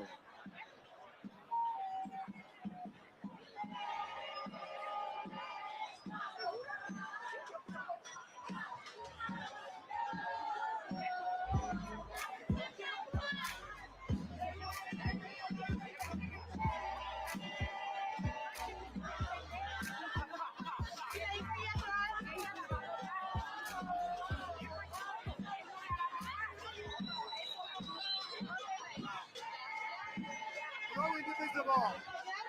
Hello, Philadelphia. Hello, America. I represent Ezra and Leah in the United States House of Representatives, so I'd like to think of myself as the congressman from Indivisible. I came to Philly because it's a tough and a loving city, and you know how to topple kings here. You've been crushing tyrants since 1776. Come together, as Reverend Barber says, in the spirit of democratic, non-violent resistance. We pray for the families of Minnesota State Representative Melissa Hortman and her husband Mark, and for Minnesota State Senator John Hoffman and his wife. These are our brothers and sisters in the struggle for a more just America, shot down in cold blood and broad daylight. We pray for them and all the people of Minnesota. For the spirit of Philadelphia is the spirit of America. We've got no kings here. We've got no queens here. We've got no emperors. We've got no titles of nobility here. President Trump, happy 79th birthday. Sorry we couldn't make it to your party, but we did pay for it. You know, a big sweep in the midterms and representation. You are not our king, and we are not your subjects. We will never be your subjects. I think it's important. The people are sovereign, and we are all equal in the eyes of the law. All of us born here on this land are citizens, and your executive order is nothing but bad graffiti on the Constitution, and we're going to wash it off today. We've got no kings and we've got no slaves. We've got no masters and no serfs. Those of us who aspire and attain the public office are nothing but the servants of the people. And the moment that somebody in public office begins to act like the master of the people, that is the moment to evict, eject, reject, impeach, try, convict, and start all over again.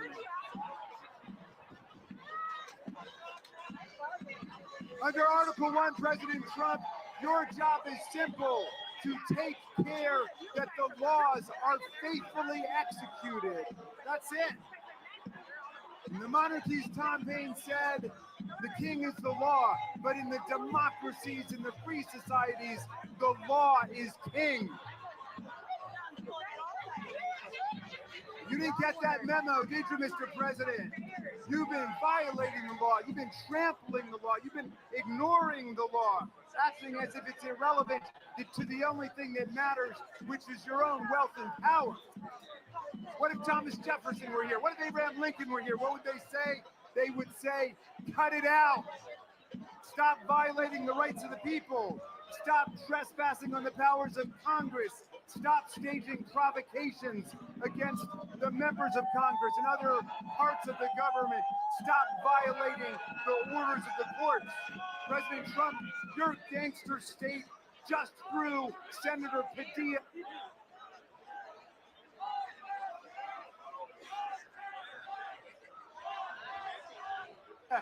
Your agents barged into Congressman Nadler's office and handcuffed and traumatized his young staffer.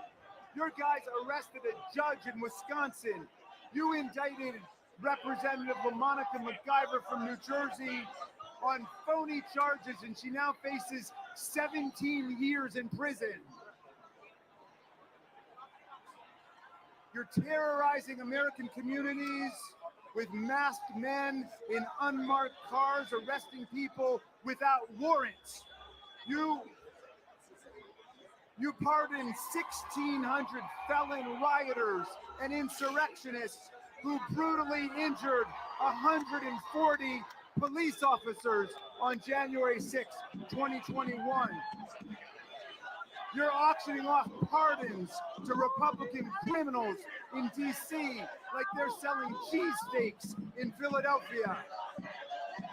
You're a billion-dollar crypto king now who dropped dozens of charges against crypto scammers. And now you want to fly around on Bribe Force One, an illegal $400 million jumbo jet gift grift from the emirs of Qatar. You sent the Marines to California. You hijacked the National Guard there. You threatened to seize the lawful power of the governor of California, the mayor of Los Angeles, and the chief of police, and you threatened to send heavy force to cities all over America this weekend to remind us of your love. But you know what? I don't see anybody trembling in Philadelphia today. I don't see anybody hiding behind the couch crying bone spurs today. It's raining and I see nothing but tens of thousands of patriots wherever I turn. And we paid for our own rally today. It's not on the taxpayers. We marched with millions of people across America to celebrate not the people in power, but the power of the people.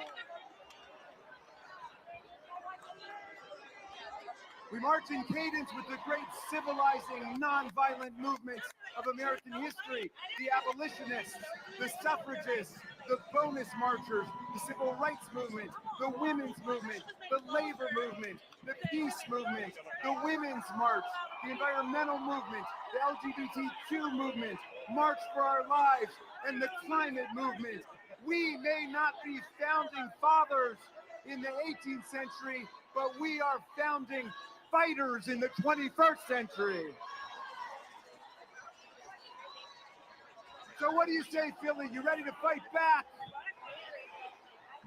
You want a gangster state, or do you want free speech and democracy in America? You want a king? You want a king who thinks, like all kings, that women are his property and he can grab whomever he wants, wherever he wants? Or do you want a democracy run by strong women and strong men, strong enough to be the allies of women and not their attackers and harassers? You want a king who stages coups and insurrections and lies about elections? Or do you want a constitutional right to vote in America? Free from all the gerrymandering and voter suppression. You want an imperialist takeover of Greenland and Canada and Panama? Or do you want statehood for Washington, D.C. and Puerto Rico?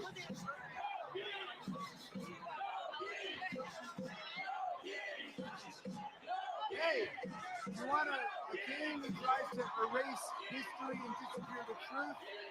Or do you want Bruce Springsteen, who tells them the truth all over the world? You know, Donald Trump never talks about the framers because he knows nothing about them. But the framers knew a lot about people like Donald Trump. Sometime between now and the 4th of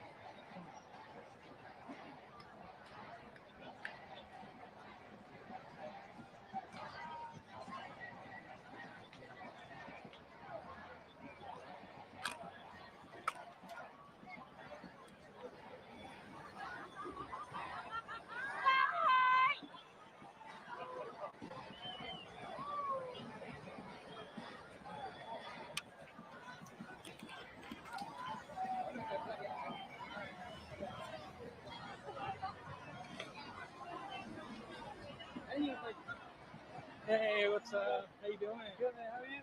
I'm good. I'm good. Yeah. Is everything? Yeah, it seems pretty close. Yeah, you never know, but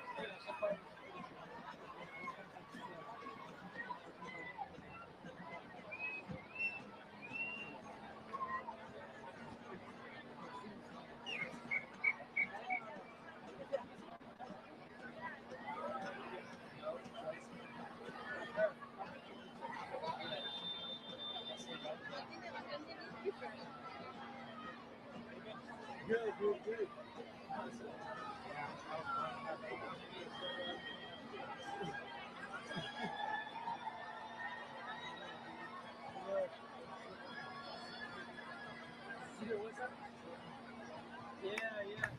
Thank you so much, Deborah, for your support. We appreciate you, and thank you for your service.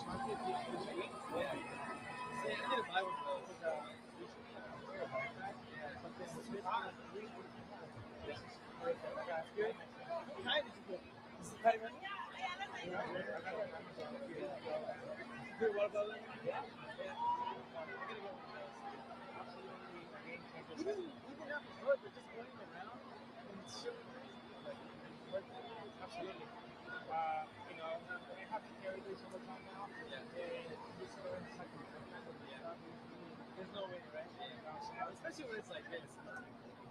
Absolutely. Yeah, I kind of just said feeds, yeah. Right now, it's kind of like.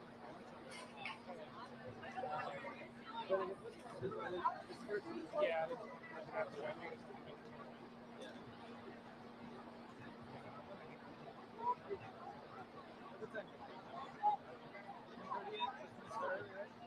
What's done at 2, right? What's supposed to be done at 2, right? Scheduled to be done at 2? Yes. Yeah.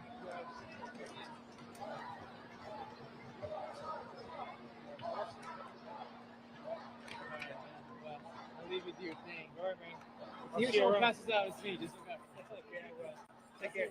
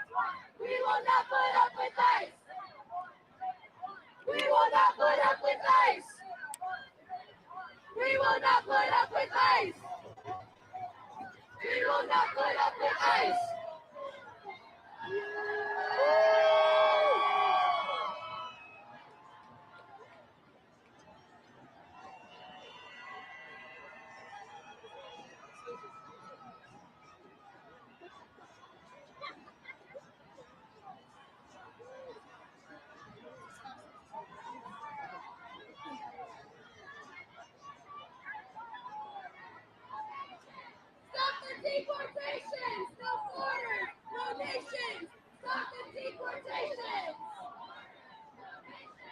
Stop the deportation! Stop the deportation! Stop the deportation! Stop the deportation! Stop the deportation! Stop the deportation! Stop the deportation! Stop the deportation! Stop the deportation! Stop the deportation!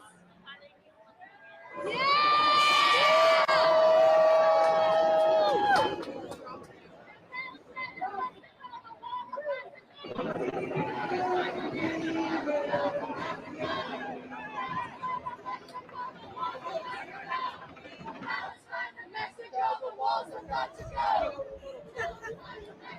The walls have got to go!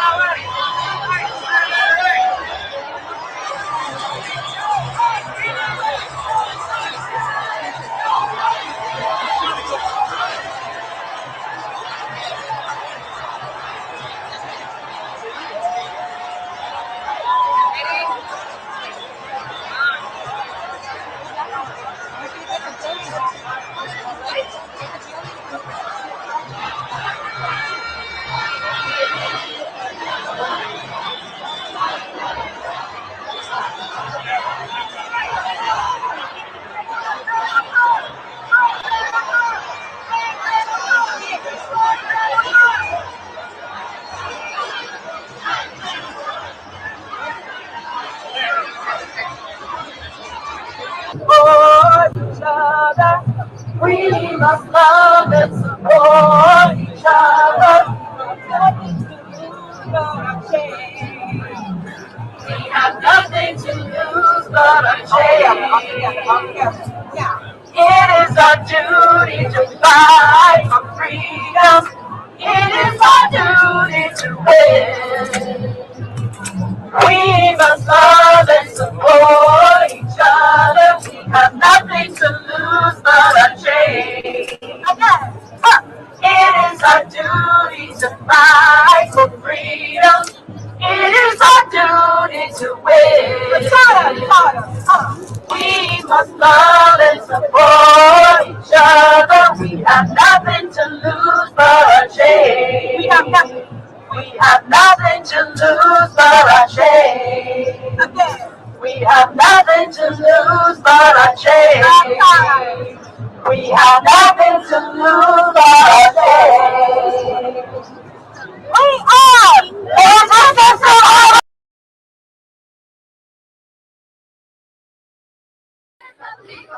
Power to the people, nobody is illegal.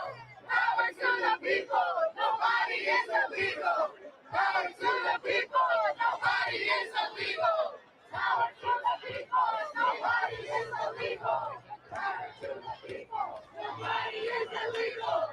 Power to the people, nobody is illegal.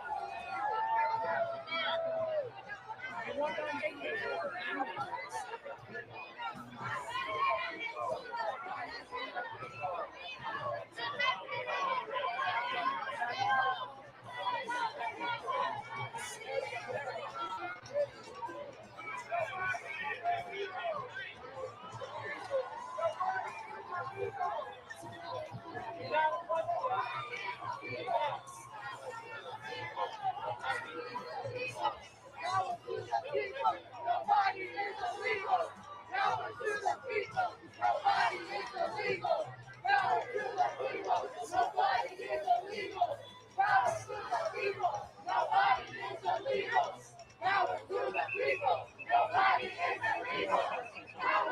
Nobody is illegal. Nobody is illegal. Nobody is illegal.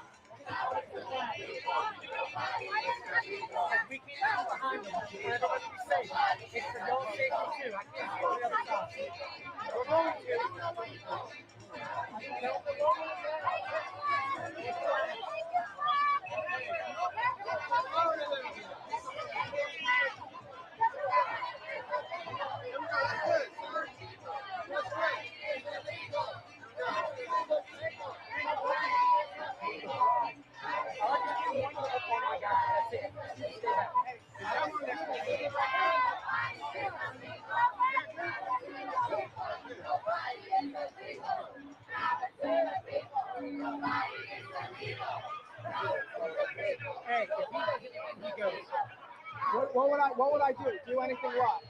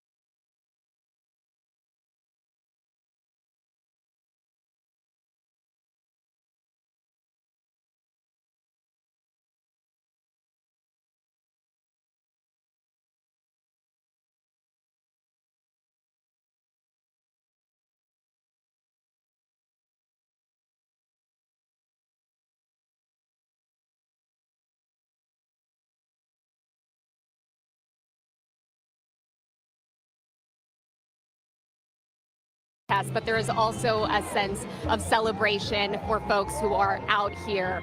We've seen people holding up their signs, a lot of flags here, flags from different countries. There's U.S. flags. Many of the U.S. flags that I've seen are upside down as a sign of distress during this demonstration. Now, we're talking with some of the people who are out here today, and I should note that this is one of the biggest crowds that I have seen in a very long time. As far as a protest or demonstration, I would say the last time we saw this many people flooding the streets of downtown Los Angeles, really everywhere that you look right now from where we're standing, was in 2020 during the uprising following the murder of George Floyd. I'm joined now by Alexandra Saab, who is Executive Director of KIWA, the Koreatown Immigrant Workers Alliance. I gotta say, a lot of the folks who are out here are also workers. Alexandra, how are you doing today and how does it feel to be out here? Well, it feels fantastic to be out here because as you can see, the people of Los Angeles are out here in huge numbers. We're beautiful, we're strong, we're peaceful, we're raising our voices. You know, in this moment when we, the people of this country, are under attack, we are all here to say, don't tread on me. And we're raising our voices together. You know, a lot of this was, of course, planned before the last week, where in Southern California and different parts of the country, we saw different immigration actions and tactics. The arrest of many people in immigration courthouses, in their workplaces. You work with restaurant workers, or many workers here in Koreatown in Southern California. What can you tell us about what you've heard from community members in the past week and how that is part of the demonstration that we're also seeing here today? You know, President Trump is trying to characterize our people as criminal, but in fact, in my opinion, it is the Trump administration and ICE that is behaving like the terrorists. There are mothers and fathers who are workers who are just being kidnapped out of their workplaces, leaving their children bereft, unable to pay the rent, unable to eat. And this is unconscionable, it's cruel, and we Angelenos and people in all 50 states across the country today are here to say this must stop. We are peaceful, we are determined, and we are together creating the society that we all want to live in. And Alexandra, I was just mentioning to our viewers and our anchors.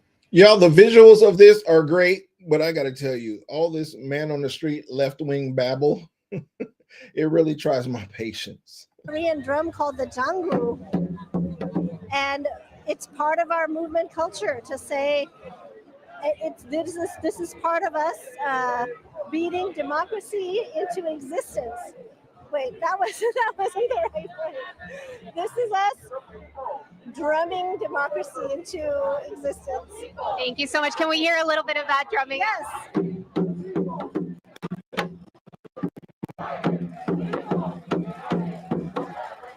Thank you so much for your time. Stay safe out there. Alexandra is here with other members of KIWA, and as we mentioned, a lot of workers out here who've also taken to the street in downtown Los Angeles.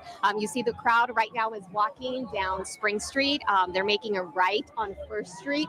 And I think a lot of people who are showing up, these different groups are starting to converge. And we really saw the number of people that showed up really increase in the last hour or so. So we'll keep talking with folks who are out here as part of this demonstration and check back in with you guys a little bit later. Well, we can see from your viewpoint so many protesters, but we saw from Scott Wright's viewpoint so many law enforcement officers lining the streets. Is law enforcement really present from your viewpoint? Yeah, you know, right up. So what you see behind me, that is LAPD headquarters. I did take a walk around in that direction, and I saw officers lining really First Street from where we're standing at Spring. I'm sure they're probably in the other direction, but I would say there's a significant presence here along First Street in front of headquarters. Beyond that, I haven't been able to see, but we heard Los Angeles Mayor Karen Bass tell us that LAPD is responding, that they're coordinating also with the Sheriff's Department, with LA City Fire and LA County Fire. So we're seeing that presence, certainly. Okay, Annabelle, thank you. And now to another vantage point from downtown Los Angeles. Yeah, we heard about the local law enforcement that's here. There are also federal soldiers on site here. We want to turn to Eyewitness News reporter Sid Garcia outside the federal building in downtown. That is another focal point from last weekend where we saw a lot of violence, confrontation. Sid, and there is now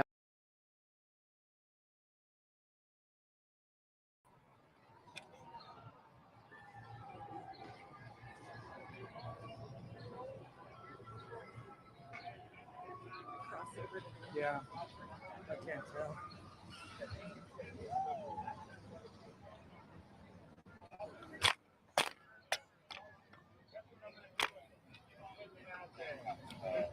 Put their name out there and address, phone number, you name it, picture. It's all gonna be. Are you done or staying? So you can Huh? stay. Are you staying? I'm staying. Let's stay a little bit.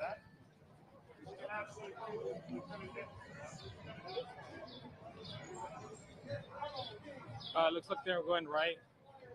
I might cut them off this way.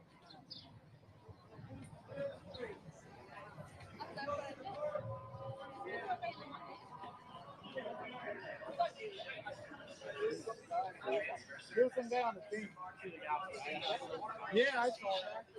Cat's customer service at 704-336-7433 for additional assistance.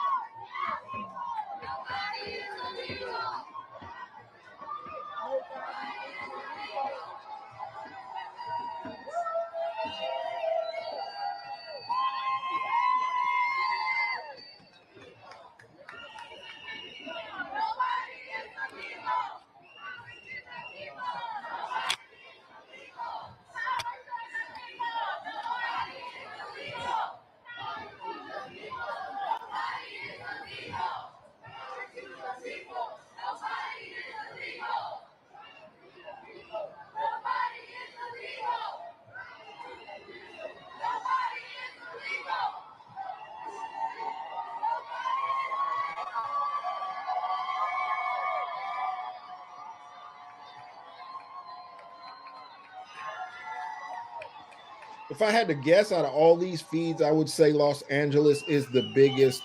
Philly coming in next. Can't really get a good angle on Chicago, but there are several thousand people in downtown Chicago as well.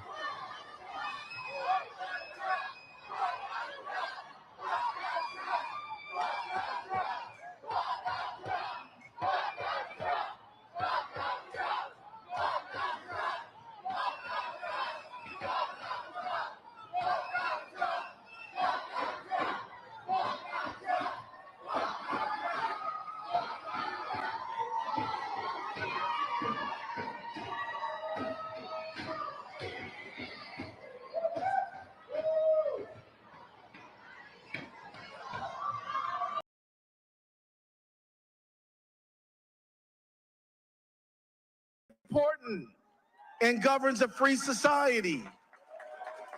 She understood that love means love, and it's not the government's business who you want to be in love with and be married to. She understood that every working person deserves to be represented by a union if they want one. She understood it. She understood that kids learn better on a full stomach, so she fought for universal school meals. She understood that you got to get your family to work, and you may need to drive, and whether you're an immigrant or not, the most important thing is to have a driver's license which says you know how to operate that car. So she fought for driver's license. In California, driver's licenses allowed illegals to vote. Because she knew that we had to have some fighters in our courtrooms. She stood up to make sure that we had everything that we needed. And so when my office began to fight Donald Trump in court and file lawsuit after lawsuit after lawsuit against him, it was Melissa Hortman who knew that we would have to have a strong attorney general's office, and she made sure we got what we needed. She would say to me, "How's it going, Keith?" I'd say, "We're fighting, Madam Speaker," because I never called her anything else other than just Melissa. She is a beautiful human being. I want you to know that. I want you to know that because I also want you to hear another important story where a movement lost a valiant leader. Did you know that Martin Luther King, when he lost his life, he was standing with sanitation workers in Memphis, Tennessee? April 4th, 1968. He was standing with workers who were treated so badly that they needed to lift up a sign that said, "I am a man." That's how poorly they were treated. Racism, discrimination, and hate against them in their job as sanitation workers in Memphis, and Martin Luther King stood with them. And when he lost his life, the people in that march, they knew one thing. The people in that strike, they knew one thing. They knew that they could not stop striking. They knew they could not stop marching. They knew they could not stop demanding justice, because to do less would be to ignore the memory of these great martyrs who have gave everything so we can have a better society. We owe it to them. We have to do it. We must be there on behalf of the people of this country in this hour when a dictator who wants to be a king is trying to run over the rights of the people. We must be there. We must stand up. We must be strong. We cannot waver. We will not be intimidated. We are not scared of his jail. We are not scared of anything about this guy. We are not afraid, and we will not let fear rule the day. We will not let him weaponize fear against us. And I'm telling you now that he had his goons arrest the senator when he was just trying to ask a question. Senator Padilla, wrongfully treated. He had his other goons prosecute and charge Congresswoman McIver in New Jersey, had him arrest the mayor of New Jersey. threatened to arrest the governor of California and the mayor of Los Angeles. This is the behavior of a dictator. And the only question is, what are we going to do about it? We are past the point, friends. We are past the point when we need to convince people that this guy is a dictator. Nobody who studies dictators, nobody who's lived under a dictator would confuse him as anything but a fellow dictator. And if you're wondering about it, anytime he wants to go abroad, where does he go? To the dictators. He goes to the dictators abroad. He's actually jealous of the leaders over there in places like Saudi Arabia, because when they say jump, everybody has to say how high. He wants it to be like that here. No way. No way. No kings. No kings. No kings. We will not have no king. No king. And I want to tell you this. Every bad thing that he's trying to do, he's trying to take away birthright citizenship. He's trying to abolish the Department of Education.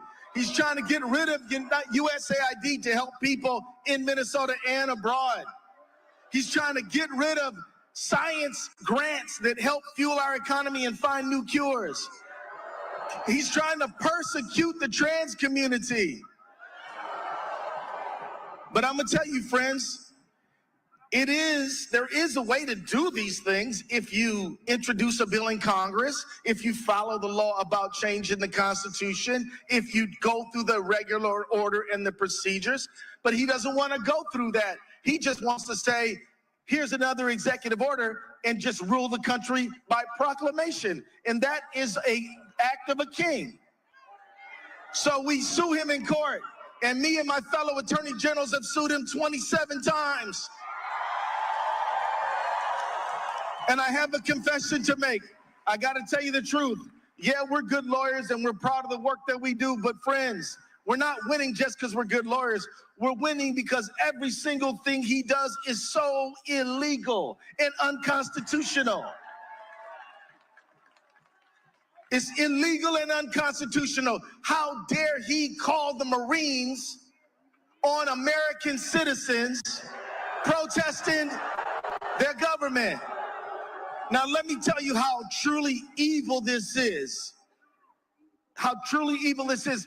Look, some of us here today, maybe we're our veterans, and I want to give them a hand. Some of us maybe did not serve in the military. But I promise you, because my son is a veteran, that everybody who put that uniform on did so to protect their families and their friends and their loved ones. That's why they did it. Now he's telling them to point bayonets at their neighbors. And I just want to let everybody know, if you are a member of the United States Armed Forces or the National Guard, you don't have to follow an illegal and immoral order. You don't have to follow an immoral order. You don't. An immoral order, an illegal order is no order at all. I want you to know that Martin Luther King, he lost his life in the struggle to help sanitation workers, but those workers won that strike. They won that strike, and you and I are gonna win too. We're gonna win. And many people who we love and are deeply, deeply precious to us are gonna suffer.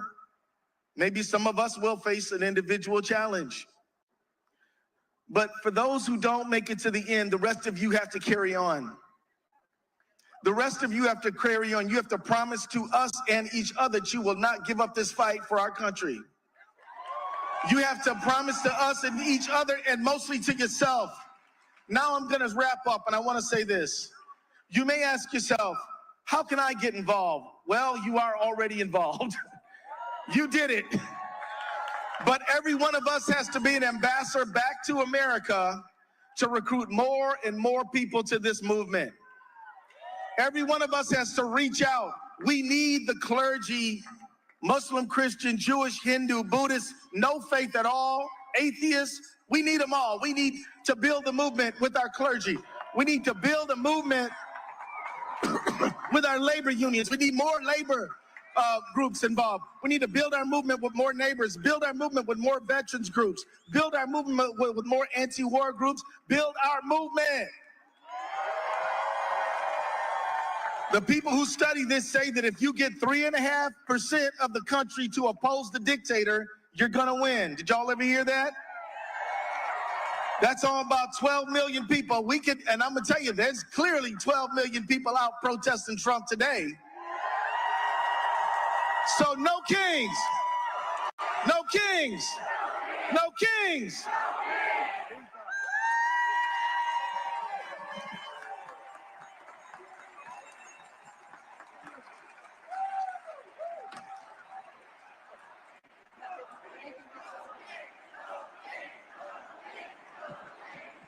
All right, we were just listening into this No Kings protest that was going on right there in Minnesota. It's one of many that are happening all across the country. But the key here that we were just listening in, that was the Minnesota Attorney General Keith Ellison that was just speaking. He mentioned the House leader, Melissa Hortman, there in the state. She was shot and killed in a targeted attack on Democratic lawmakers. So it was the Minnesota State House Democratic leader and her husband who were shot and killed within their home earlier today. This is one of those two targeted attacks. The others who were shot were another Senator John Hoffman and his wife. They have undergone surgery. And as we heard a little bit earlier today from Minnesota Governor Tim Walz, saying that he is cautiously optimistic for their recovery. So we'll continue our coverage here on Live Now from Fox, staying on top of all of these breaking news stories, as well as we're taking another look at the protest that's happening there in Los Angeles. This is again for one of those No Kings protests that's happening. We're getting some of these images there as people are taking to the street. It's not the only place that this is happening as well. Also want to put this up on your screen.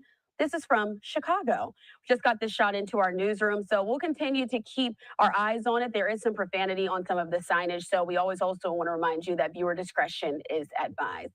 All right, we're going to take this time to slide away for a 2-minute commercial break. Stay right here with us.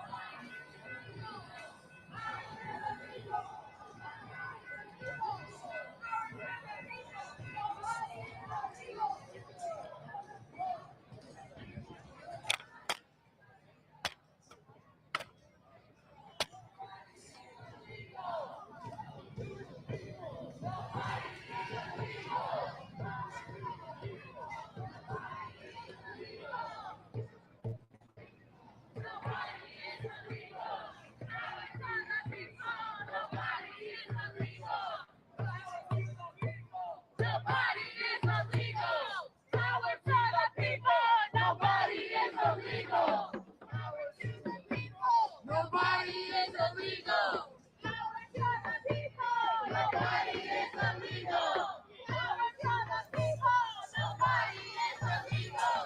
Power to the people. Nobody is illegal.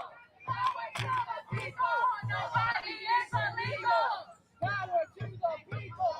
Nobody is illegal. Power to the people. Nobody is illegal. Power to the people. Nobody is illegal. Power to the people. Nobody is illegal. Power to the people. Nobody is illegal. Power to the people. Nobody is illegal. Power to the people. Nobody is illegal. Power to the people. Nobody is illegal. Power to the people. Nobody is illegal. Power to the people. Nobody is illegal. Nobody is illegal. Power to the people. Nobody is illegal. Power to the people. Nobody is illegal. Power to the people. Nobody is illegal. Power to the people. Nobody is illegal. Power to the people. Nobody is illegal. Power to the people. Nobody is illegal. Power to the people. Nobody is illegal. Say it once, say it twice. We will not put up with ICE. Say it once, say it twice. We will not put up with ICE. Say it once, say it twice. We will not put up with ICE. Say it once, say it twice. We will not put up with ICE. Say it once, say it twice. We will not put up with ICE. Say it once, say it twice. We will not put up with ICE. Say it once, say it twice. We will not put up with ICE. Say it once, say it twice. We will not put up with ICE. Say it once, say it twice. We will not put up with ICE. Say it once, say it twice. We will not put up with ICE. Say it once, say it twice. We will not put up with ICE. We will not put up with ICE. We will not put up with ICE. We will not put up with ICE. We will not put up with ICE. We will not put up with ICE.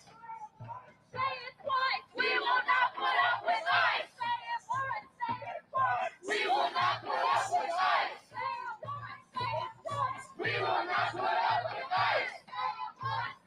twice. We will not put up with ICE. Say it once. Say it twice. We will not put up with ICE. We will not put up with ICE. Say it once. Say it twice. We will not put up with ICE. We will not put up with ICE. We will not put up with ICE. We will not put up with ICE. We will not put up with ICE. We will not put up with ICE. We will not put up with ICE. We will not put up with ICE. We will not put up with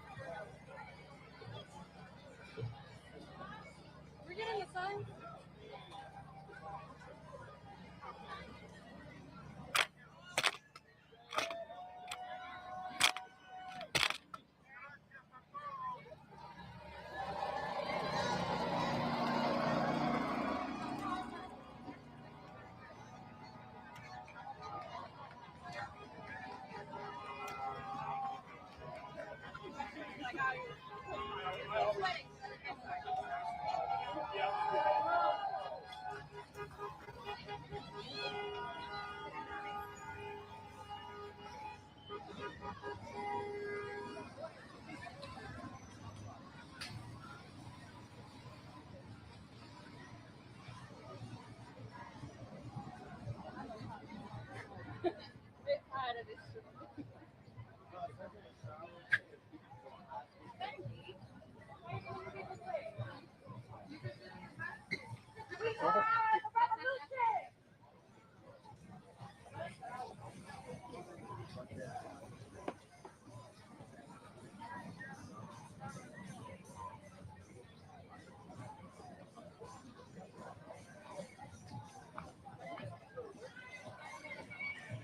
Honestly, I should have made some little signs for Benji to carry on his back.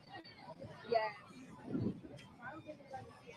Yeah, I would do like something. Let's do that like that.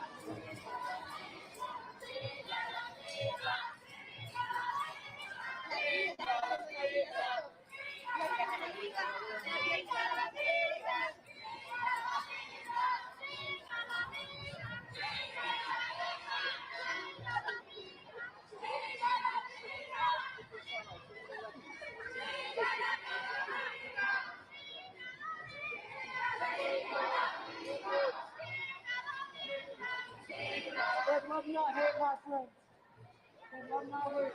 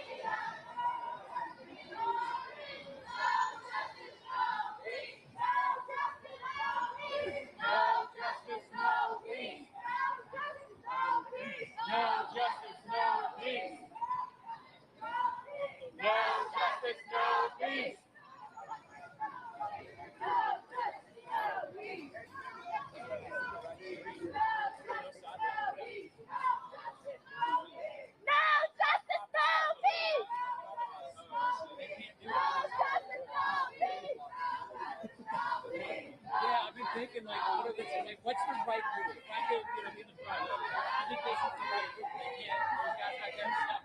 Those are gonna hurt.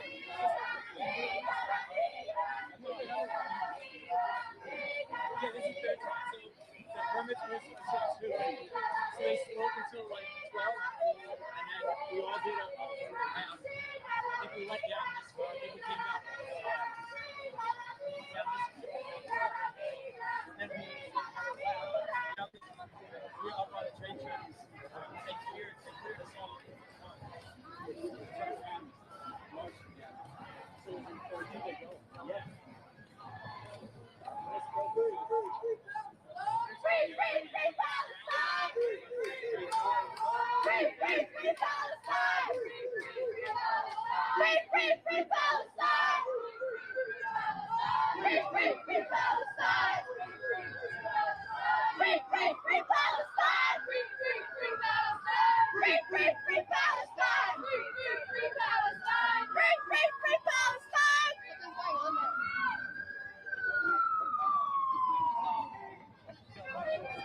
Where's that swing?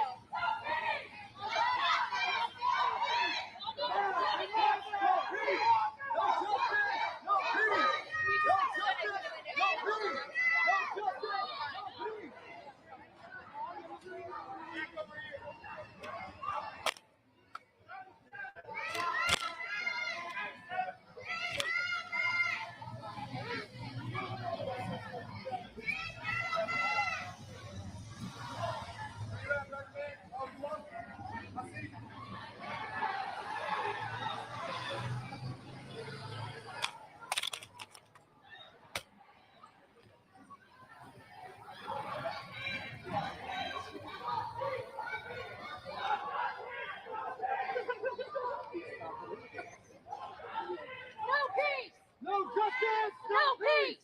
No justice! No peace! No justice! No peace! No justice! No peace! No justice!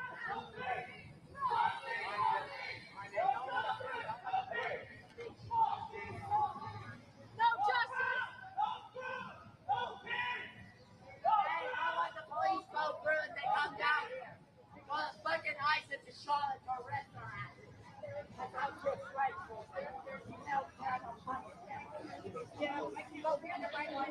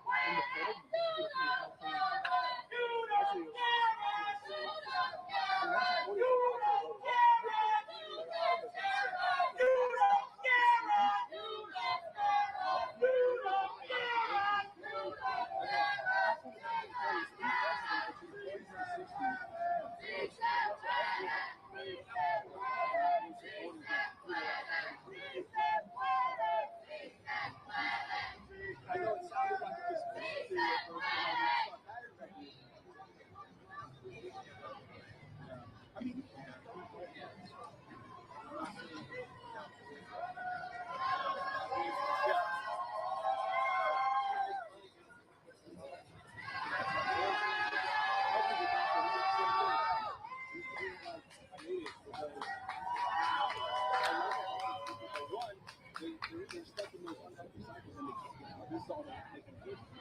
And then two, the things that I want to do. It's just so he's like, I struck you.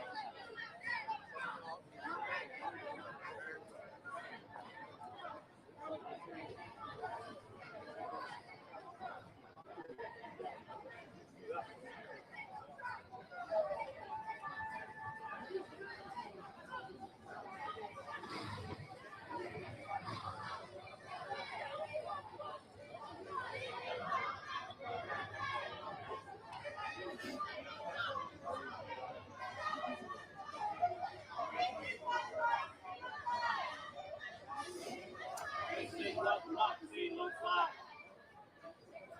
This is what democracy looks like. This is what democracy looks like. This is what democracy looks like. This is what democracy looks like.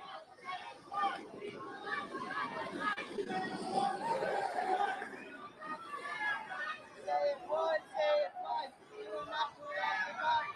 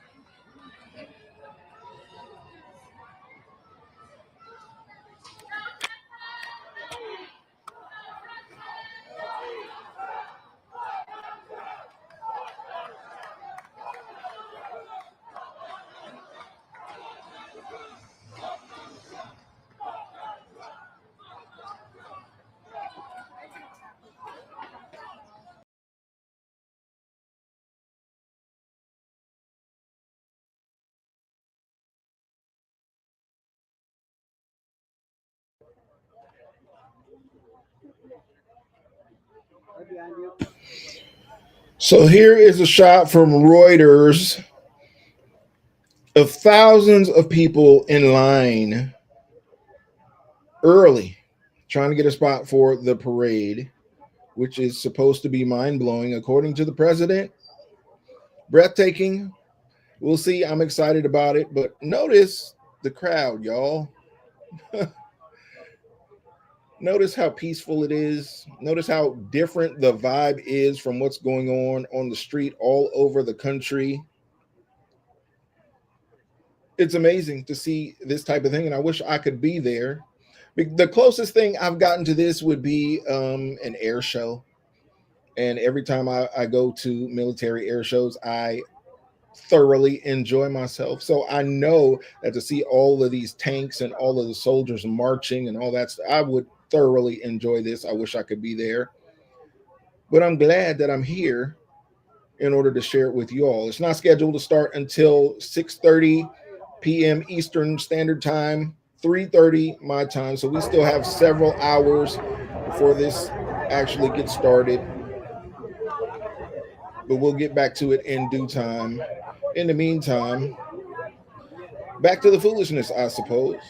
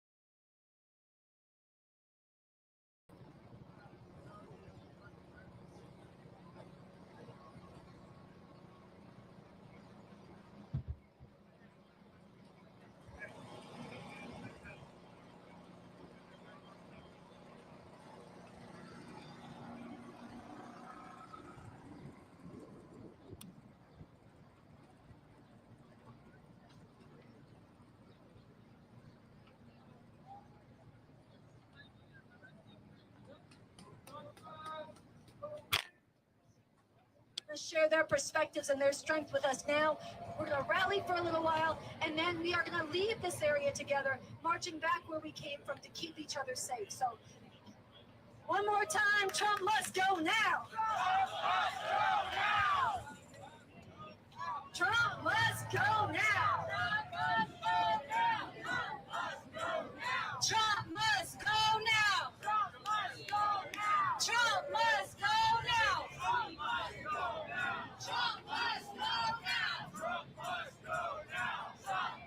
Where are we going to be? July 1st through July 4th? Washington, D.C.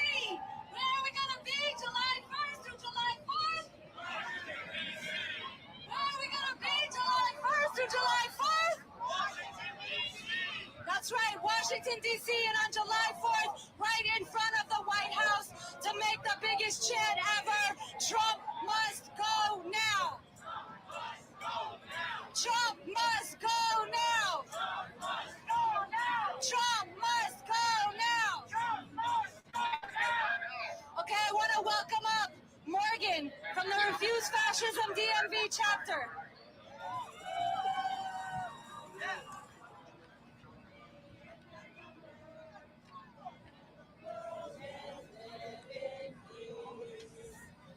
Holy crap, look at you guys. Look at us. Look at us.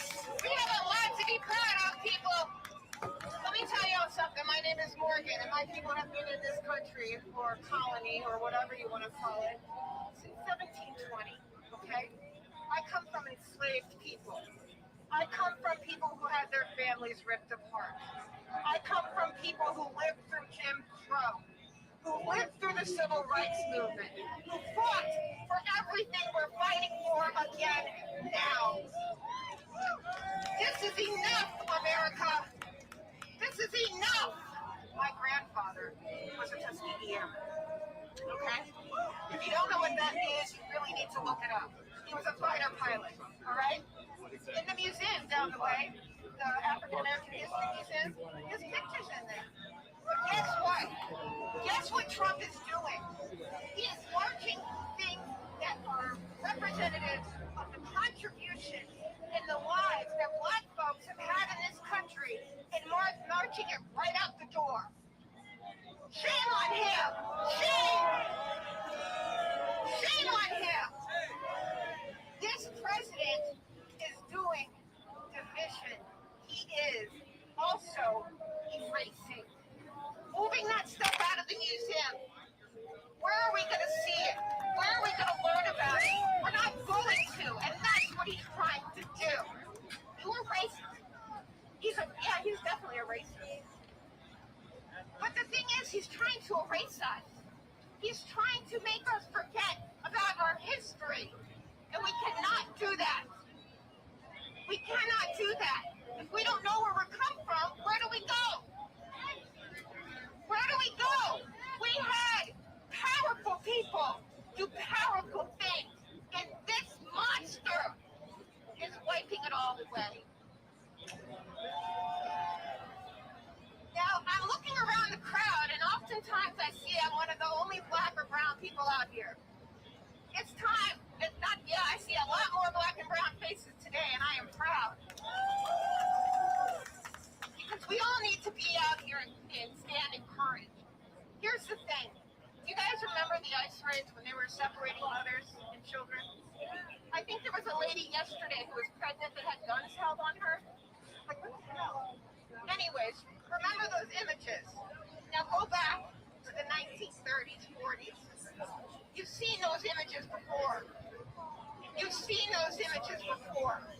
And to a decent school, you also see what happened to black families being separated. You see it now today. It is time for us to unite. Cannot let them to continue to divide us.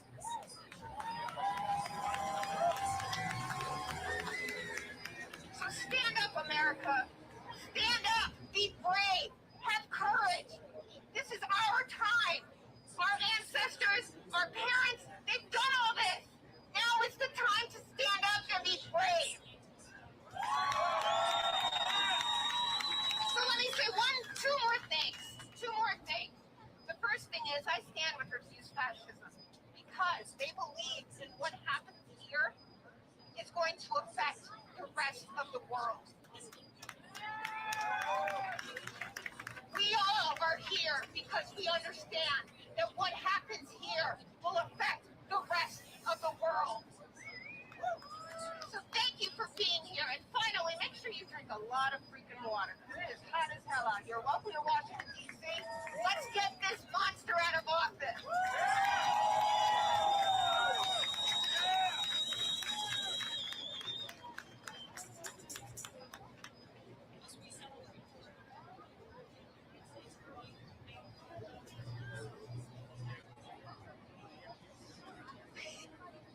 All right, make some noise for yourselves.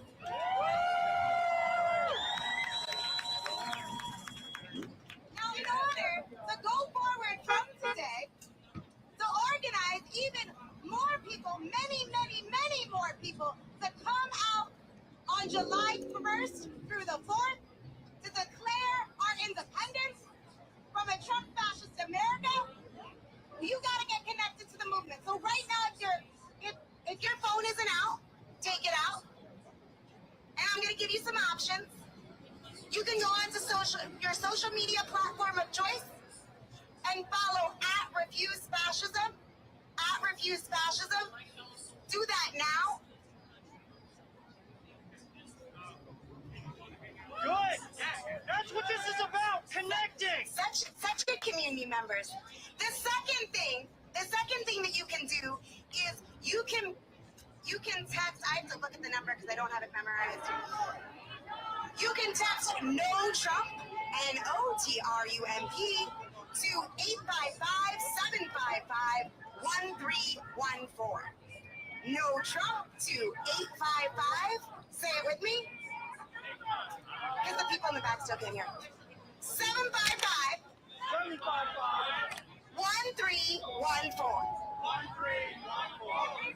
No Trump to 855 755 1314.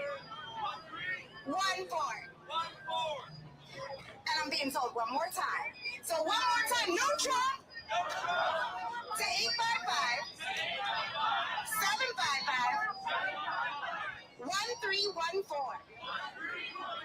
It's really sunny, so I want to remind folks to drink water. Yep. And before we bring up our next speaker, I wanna thank you again for being out here together, for marching together, for having each other's backs. This is the only place to be.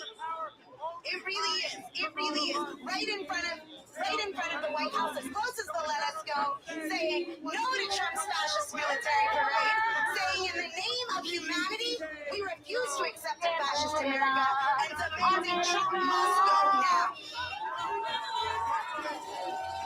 So I want you to give a lot of love for our next speaker, Chance Meeting.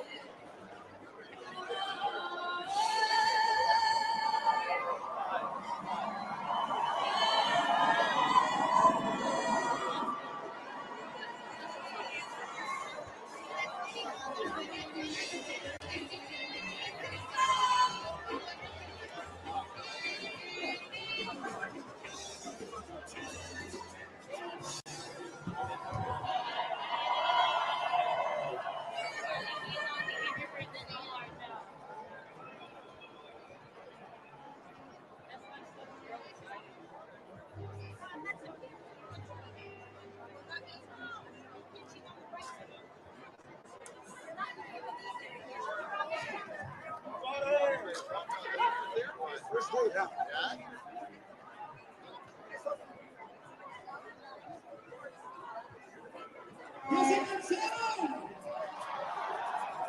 ¡La seguimos! ¡Seguimos!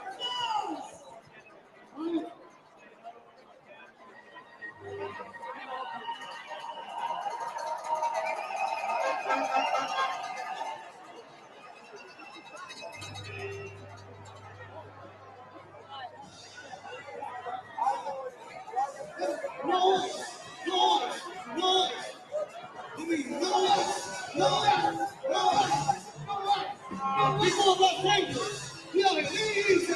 Go, go, go, go, go, go, go, go, go, go, go, go, go, go.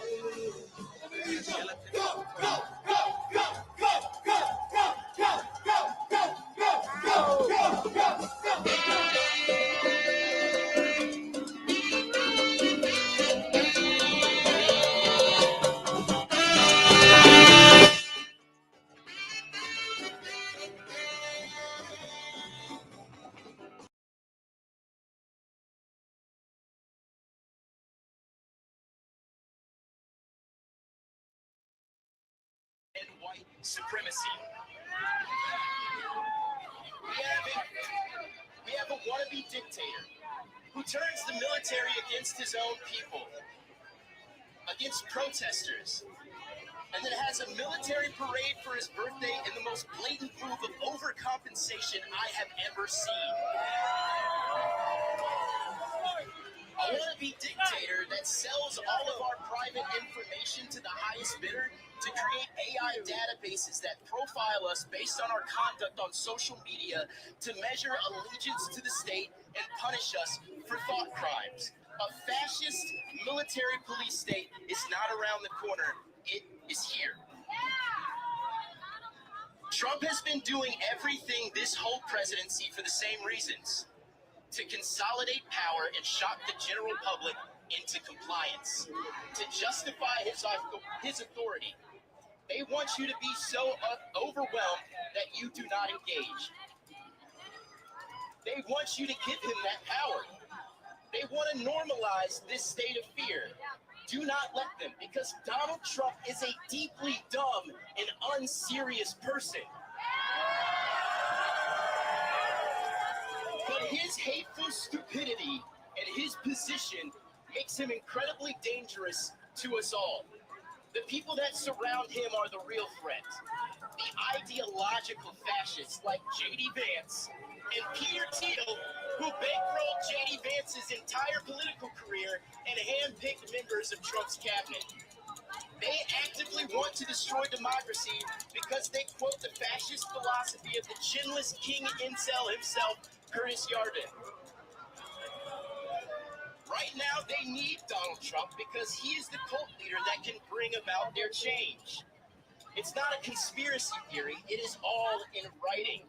They want to bring about the end of democracy and set up tech monarchies where the billionaire CEOs of these tech companies with their AI weaponry and surveillance rule like kings over a working class whose characters must fit rigidly within their ideology. Everyone else is people they deem undesirables.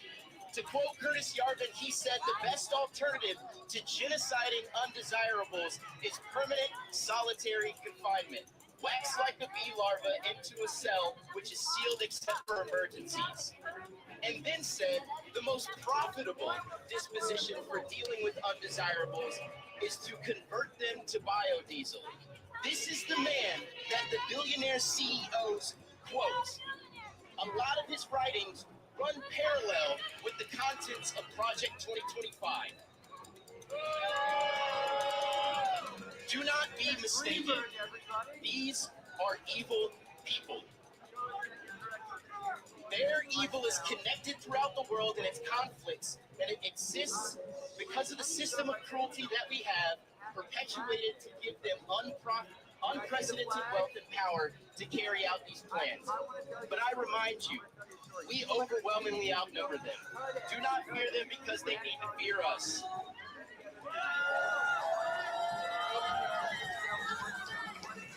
Trump is responsible for this chaos and war, as are his fascist administration and the anti-democracy tech billionaires and the Heritage Foundation, the authors of Project 2025, and the white supremacists and the delusional cultists.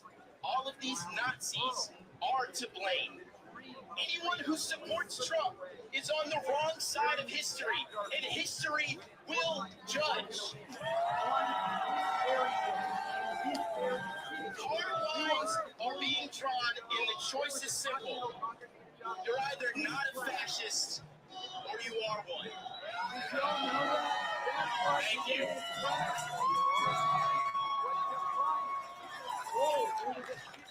Everybody that was transmitting their Trump must go now! Trump must go now! Trump must go now! Trump must go now!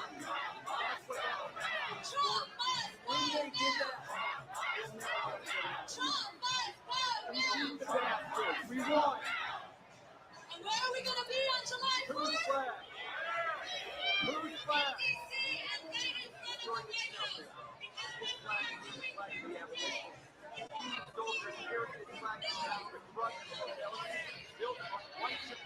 Hold it. This was the flag that DJ Silver flag immigrant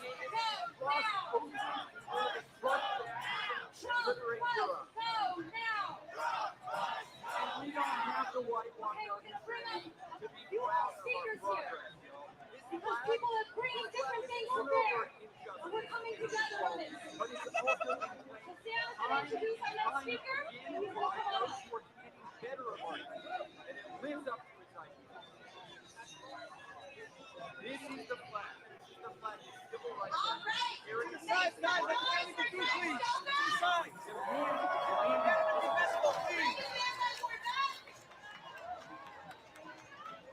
Liberty and justice for all. Liberty and justice for all. Liberty and justice for all. Liberty and justice for all. We fly this flag together with our pride flag, our flag identity flag, our Mexican flag, our flag here to be blood in service to now the city born.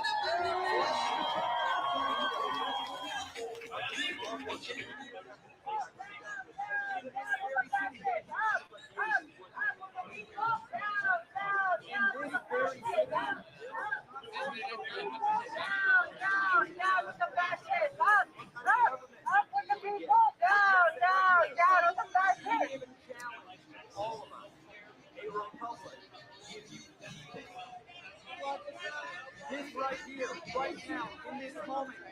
where we keep it. This is where we keep it. Even by showing up, by marching together, not in lockstep, but in solidarity. We do it by saying this flag, and it doesn't belong to all of us, it doesn't belong to any of us. Today, we are doing the most quintessentially American thing. We are showing up peacefully, together, proudly, defiantly to say freedom means something. The day of justice demands action, and that we are not done fighting the country we know is possible. How many kings? Whose flag? There are millions of us today under the same banner. But Billy is getting in. This is the flagship event part of the fund. So, the national cameras are on us. They are here. So, if you will indulge me, I'd like to send a very clear message to the world. Thousands of us with one voice here in a pledge of allegiance.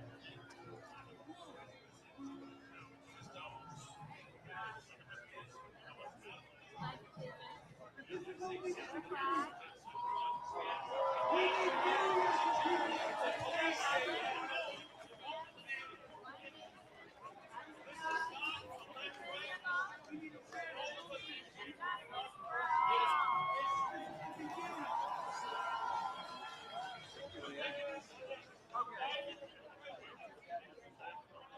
incredible display of powerful people showing up for their constitutional rights. This is not the end, but this can be an inflection point for our democracy. So I'm going to ask you to take some action. We never work with Indivisible. We're not just about speeches, we're about action. Take out your phone. Take out your phone. How are we going to coordinate after this movement? How are we going to push forward? How are we going to be the persistent force for democracy? We're going to text No Kings, NOKINGS, to the number 59798. No Kings, 59798. Then on Monday at 8 p.m. Eastern, we're all gathering together to talk about the next steps, how we carry this movement forward. Donald Trump's not done. Are we done? Are we done? Thank you for being part of what's a historic movement for liberty and justice for all.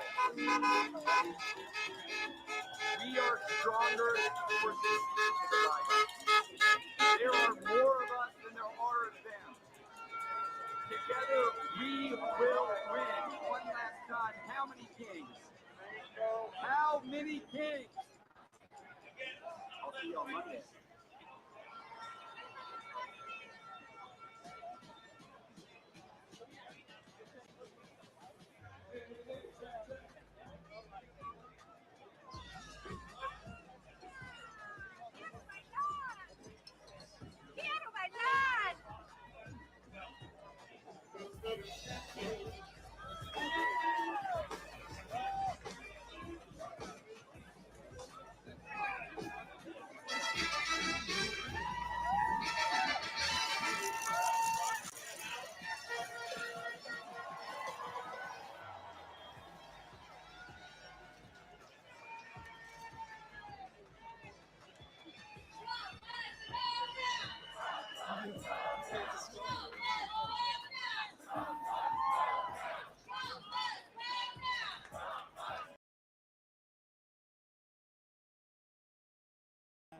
I think about my granddaughter, our family's here, they're walking around. So that's why we're here. We're here to support, and it's wonderful. Laya, what is it like to be out here with your grandfather and with people from all over Southern California? It's great. I was raised in a very immigrant strong. They go into the workforce and stuff and fight for our people. So it's very much in me just to be here and peacefully protest in the way we can. Yeah, we know the theme today of this protest is No Kings, right? As the President of the United States is holding this military parade in Washington, D.C. And at the same time, people are talking about all sorts of issues that have brought them out here, whether it's immigration. I spoke with someone who's here from Skid Row and talked about the need for resources and support in that area. What are some of the things that you're thinking about? Does this No Kings banner or theme also resonate with you? As like a younger person, things like this, we only see it in like movies. So it's insane for it to like come to life and then see what Trump's doing with the whole like birthday stuff. He does truly believe, and I believe that he thinks he is a king. So that's the message we're trying to get across of just like, you know, we're for the people and that's what it should be. Thank you so much for your time to both of you. Is there anything I didn't ask you that you want to add? I think that you brought some music out here. Oh, yes, yes. Thank you so much. We showed you earlier, someone brought a Korean drum and was drumming out here. So music, certainly an element of this demonstration, whether it is live music, whether it's the instruments that people are playing or the music over the speakers.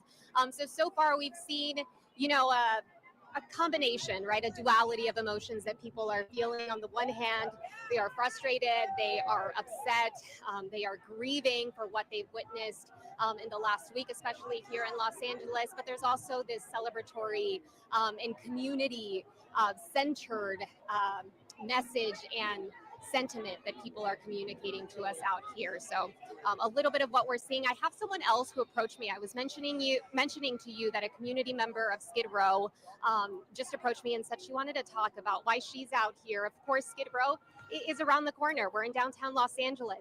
What is your first name and last name? My name is Detroit Hughes. Detroit, tell me what you're doing out here today. I came out here because really I'm looking at the situation that this really is about housing, about being placed somewhere. And I've been off and on Skid Row since 1981. I was 18 years old. I'm 62 years old now. And I'm still part of supportive housing. I came down here because I have a friend that's in housing that's still on Skid Row and one that still lives in a tent. And these were men, okay? And they were terrified. They were scared because they didn't know what was really going on. Nobody goes past Broadway. That's always been the joke about people that live on Skid Row. We don't come up this far. And I came up here to see for myself, but I see today that no matter what you agree with, this is about a housing situation. This is about feeling at home. This is about feeling placed somewhere, the same way that people do on Skid Row. And so I kind of wish that it would have all been combined together, but I'm still here to see that the homelessness issue, we're not alone. We want to be housed too, just like everyone else.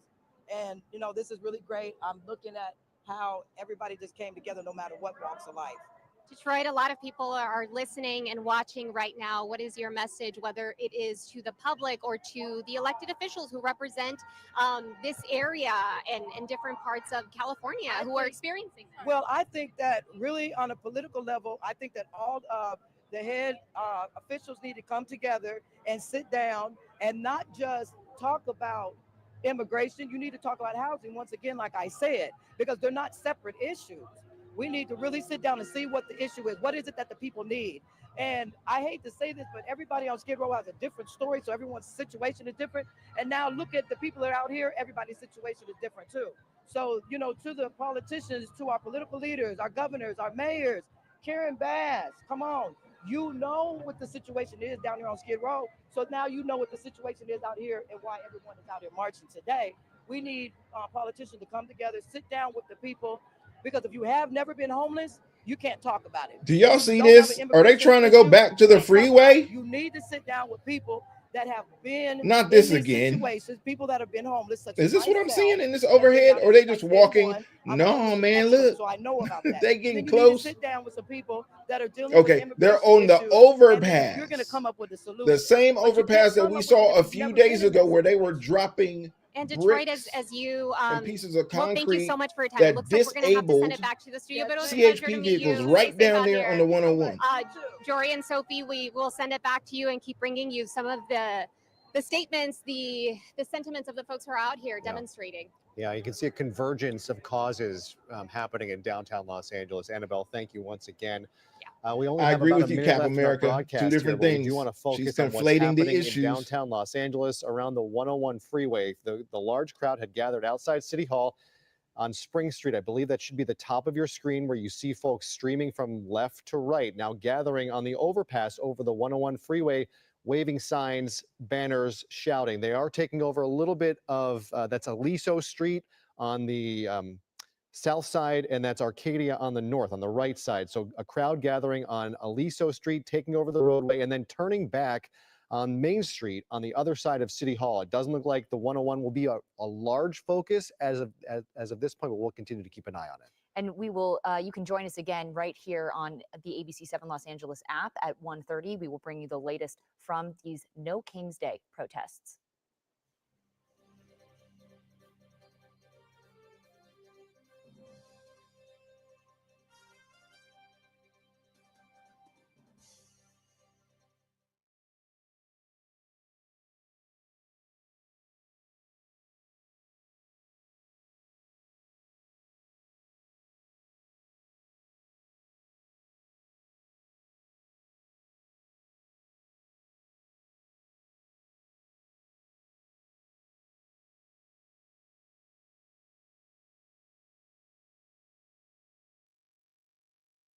And necessary for all those who say they are opposed to this Trump mega fascism to engage in principled relations with each other, working tirelessly to unite all who can be united in order to defeat this fascism, and approaching differences in that context and with that orientation. So let me say, we in the RevCon Corps for the emancipation of humanity, we are not out for ourselves or motivated by anything lesser than the emancipation of all of humanity. We are serious about working together for the greater good of defeating fascism, and we are also serious about making a real emancipating revolution, because this whole system is rotten and illegitimate, and we need and we demand a whole new way to live, a fundamentally different system. So if you got the heart to fight for something worth fighting for, if you won't back down from fascist threats, and don't care how much shit you get for refusing to accept the lie that there is no alternative to this capitalist imperialist system, if you want to be part of a disciplined revolutionary force, I want you for the RevCon Corps for the emancipation of humanity. For the emancipation of humanity, get organized, and thank you all very much. Y'all are beautiful.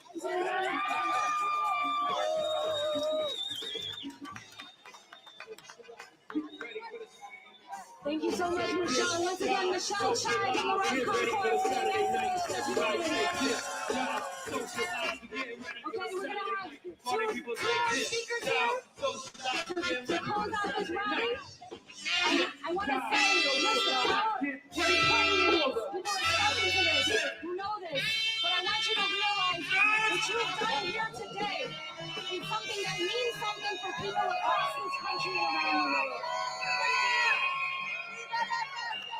You've done something that is taking a step forward. It's taking a step forward for how we become millions that drive this regime from power. And that do that before it is too late. And that is why our demand, which I will chant with you again before our next speaker, is Trump must go now. Trump must go now. Trump must go now. Trump must go now. Okay, I'm going to bring up John Rohr from World Beyond War.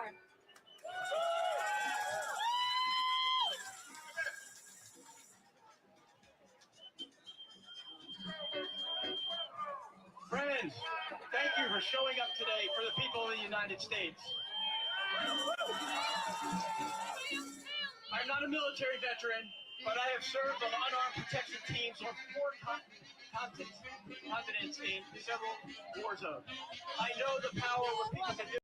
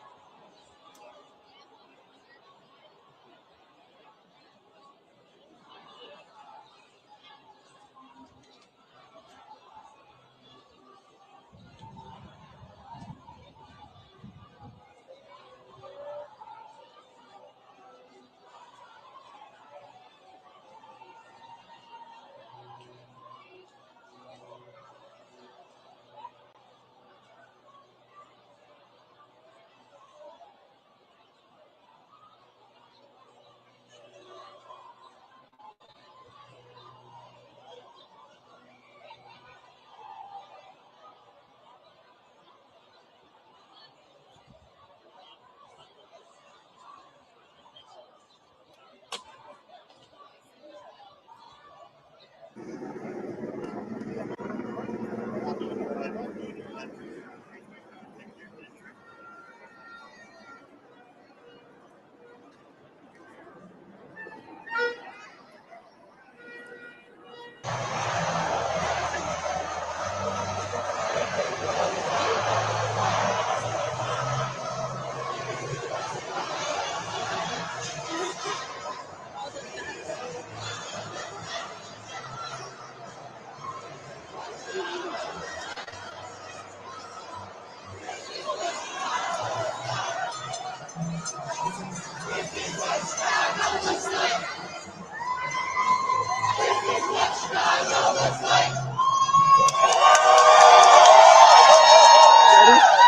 do it.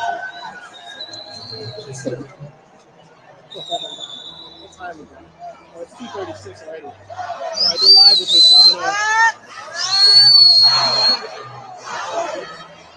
That's the longest you've got the live. 4 hours. So I was the battery dies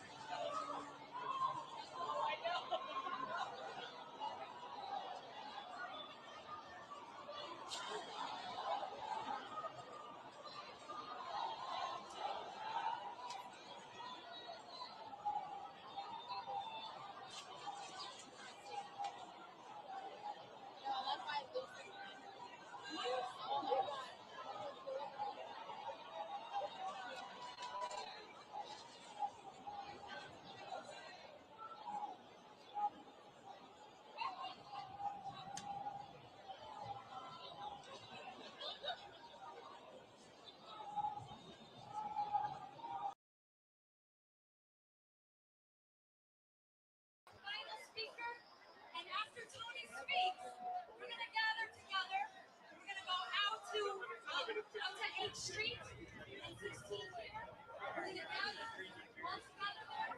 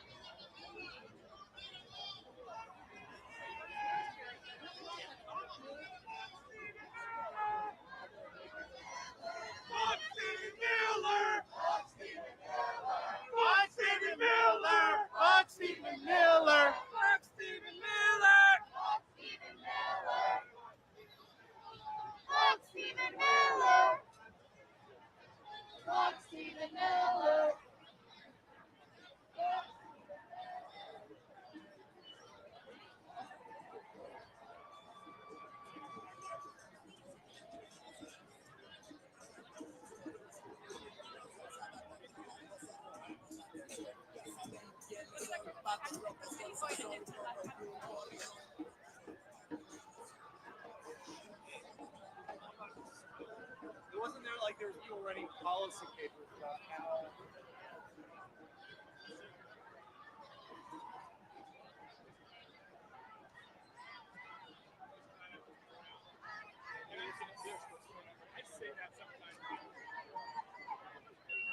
Yeah, it was more the King's loss.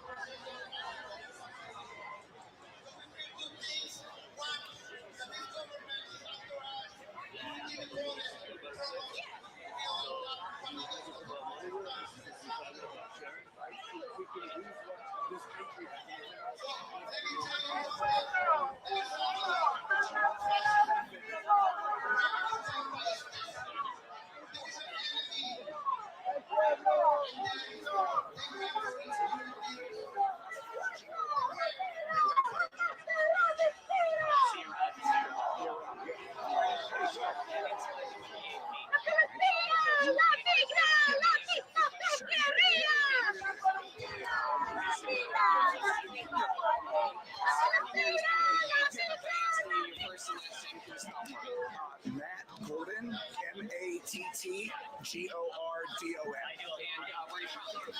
Syracuse, New York. And what brought you out here today? I'm a veteran. I swore an oath to the Constitution, and I'm watching the President of the United States trying to circumvent that oath that he also took to the Constitution, and I'm not going to stand for it. And how do you feel being a veteran about, watching the Marines get brought into Los Angeles, the National Guard deployed, and, we're celebrating the 250th anniversary of the Army of that also. It's heartbreaking. The President of the United States, and by association, the Secretary of Defense, Pete Hegseth, has put these young Marines from 2nd Battalion, 7th Marines out of 29 Palms, California, in this ridiculously unnecessary situation of, do I follow orders and keep my job, or do I risk my career? And that it's on top of that, it is illegal from the Posse Comitatus Act of 1878 to use the United States military to police American citizens, except in a very narrow set of circumstances, which this president has not proved warrants what he's doing in California. And my last question for you is, as a veteran, how does this all make you feel to watch your fellow troops be in this situation?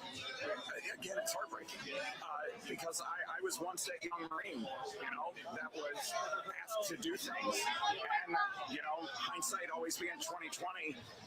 There are regrets on things that guys do in the service, that girls do, and women do in the service. And this is definitely going to be one of those times where we've got active duty Marines going in and policing one of our own cities. This is not the and domestic part of our oath, right?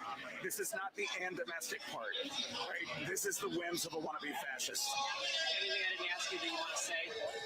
Use your voice. Stand up. We don't need one person doing a million things. We need a million people doing one thing. Appreciate you. How are you doing? Are you Chris? I realized you're Chris.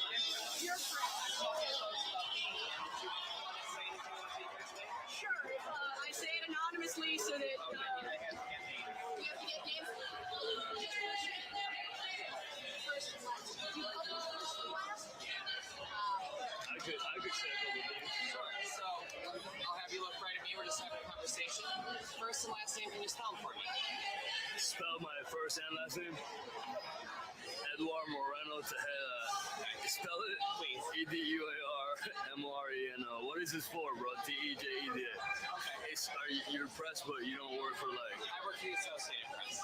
Okay. So this will be part of a video about today. Cool. Where are you from? Originally, I'm South American. I'm from Venezuela. I was born in Caracas. I was raised in Florida, and now I plan to work here in Virginia and try to make a life here. And what brought you out here today for this protest? What brought me out here was the parade, and I also heard about the protest. And also, there are things that aren't going right in our world. And our planet, communication, somewhere,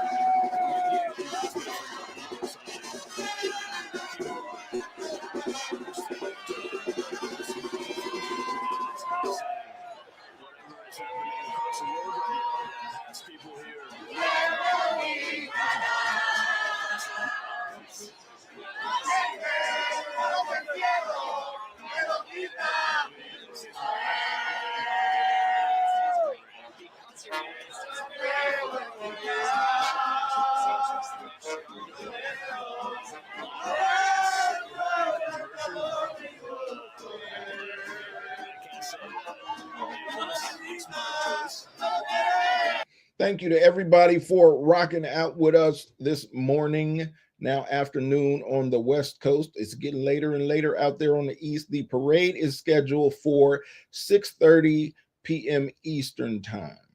Been on, let's see what my clock says, 4.5 hours here. We're going to take it to about 5 hours on this live stream. Then I will take a break and reset, and we will get back on for the parade. I am excited about it. I hope you are too. I'm looking forward to everything that is presented, from the soldiers to the tanks and equipment. I'm excited, y'all. Go Army.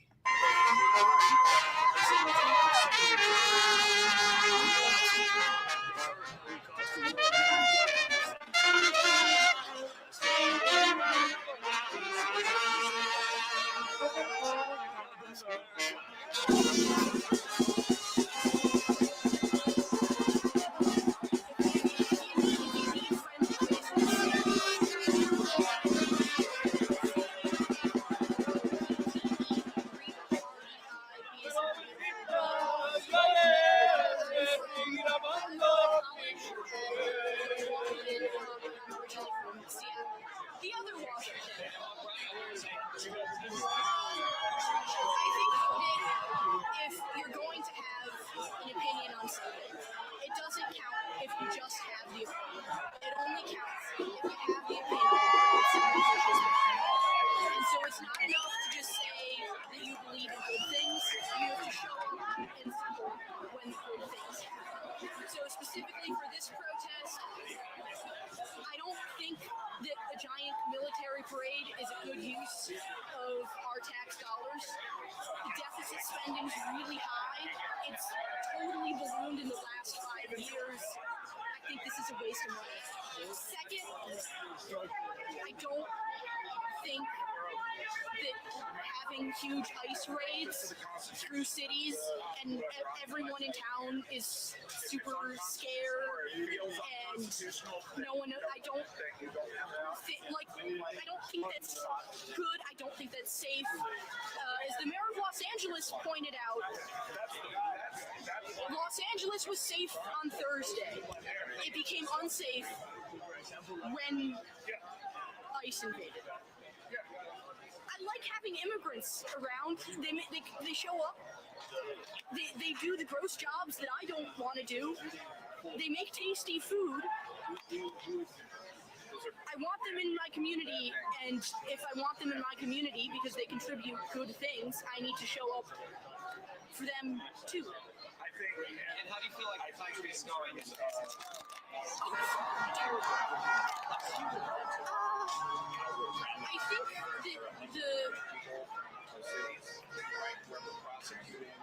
Trump and the Republican movement broadly, because I don't think it's just him. To me, he comes off as like a grandpa, and his cabinet is all just grandchildren trying to get into the world. And the things that they want are all bad. They want to get rid of Social Security, which is money that we earn and pay in, so that when old people can't work anymore, there's something to catch them and to take care of them. I think that that's a good thing. I think that immigrants are what made the country beautiful, and the freedom to come here and set up your life. And if you have an idea that you can run life, everything that they stand for, I think, is antithetical to what I believe is the American promise, which is that you can come here and you can build your life. It will be a good life, and we will help you pursue happiness. Thank you so much. I appreciate you. You too.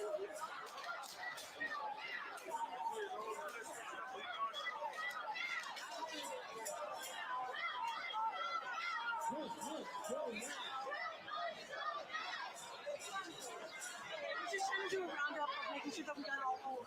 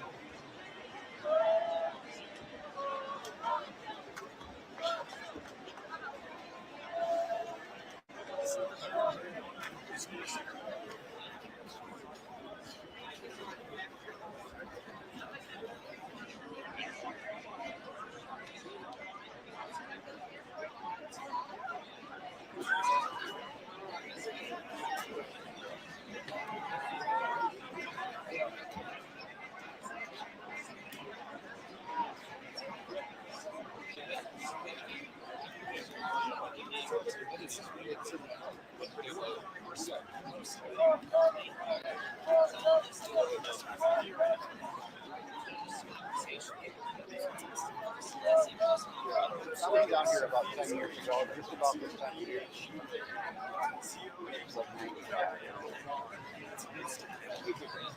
We were just walking and you could feel it right off the way.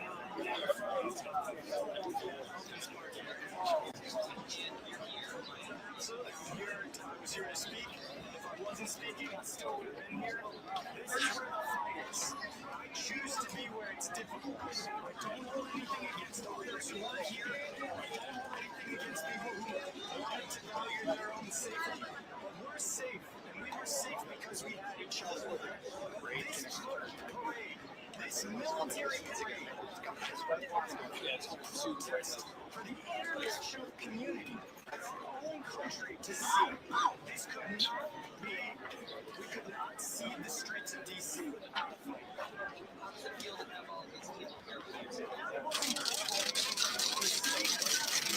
And to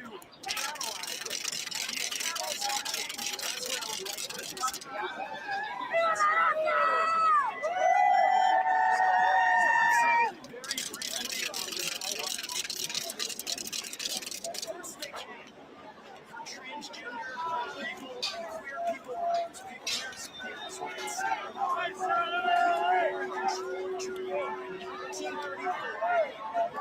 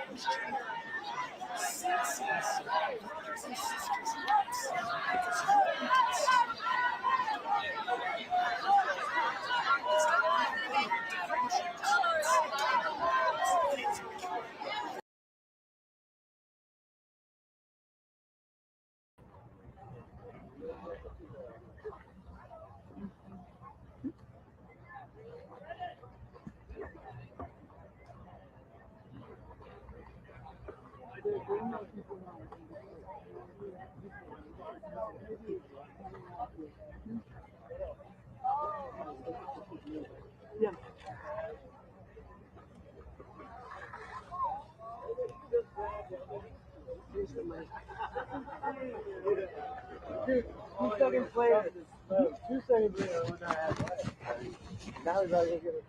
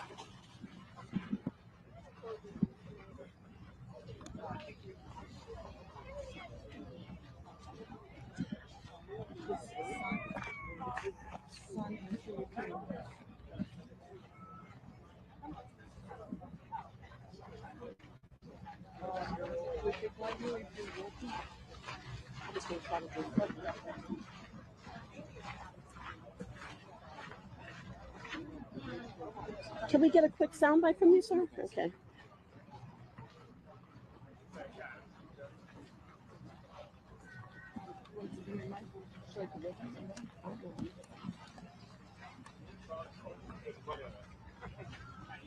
Excuse me, can we have a quick word with you? Okay. Sure. Who are you with? Reuters. Okay. Yeah, we're going live. We just wanted to know why it was important for you to come down here today. It was important because this is a display of Army power, essentially. And we actually marched with Code Pink because we were about peace, and we want to spread the message about stopping the wars and using this money to actually fund something that's more beneficial for the average public. Healthcare, housing. Right now, there's a lot of turmoil going on in the world, and we're funding a lot of it. We're sending a lot of these weapons to countries that are essentially participating in a genocide and are basically instigating wars everywhere, and that needs to stop. So there's more than one side to this parade and festival today. Absolutely, yeah. We think that the money here, not only on the money spent on this equipment, which is literally billions of dollars every year, but the money that's going to be spent on the parade for the king for his birthday can be much better spent locally and nationally. Thank you. Can you give me your name, sir? Yeah, my name is Gotham, like the city. What is the last name? Mehra, M-E-H-R-A. And where are you from? I'm from Northern Virginia. Thank you so much. Absolutely. Appreciate you. Thank Yep. you. Are you finished? Okay, thank you. Sir, do you have time for a quick interview? Well, I'm getting ready to have an interview with George Washington and the other interviewer. Oh, well, we can come back. Okay, after you talk to Thomas Jefferson, can you come back? No, that's actually George Washington. Okay, the Jefferson thing. Yeah, okay, yeah, that's funny. Thank you. Sir, do you have time for a quick interview? Oh, yeah, why not? Kia Johnson for Reuters. Sorry? For Reuters. Okay. We are just talking to people out here, wanting to know why you came out today, why it's important for you to come out. Yeah, of course, it's really excited to know that it's the 25th birthday of Army. My father was a veteran, so I do respect all the people who sacrifice their life for the freedom what you're enjoying right now, and especially for the America, it's built on top of the Word of God. As we heard, Jesus is our Savior, Jesus Christ. So I'm wearing this to show that respect to the country America. Yeah, so God bless America, okay? And yeah. Where are you from originally? I'm from India. Yeah, down south from Kerala. Uh-huh. Yeah. And you live here, you're a citizen here? No, not citizen. Okay. Yeah. I'm living in Maryland. Okay. So, yeah. And so what do you think about this, the festivities, the amount of money, and some of the controversies that we're seeing today? Oh, all the time the controversies will follow. So, but you need to focus on the good thing, what is happening around you. This is what I'm thinking about. Okay. Yeah. Can you tell me your name, sir? And spell it for me. Justin James. Justin James. Yeah. Thank you so much. Appreciate your time. Yeah. God Thank bless you. you. Yeah. God bless Thanks you for too. talking to me.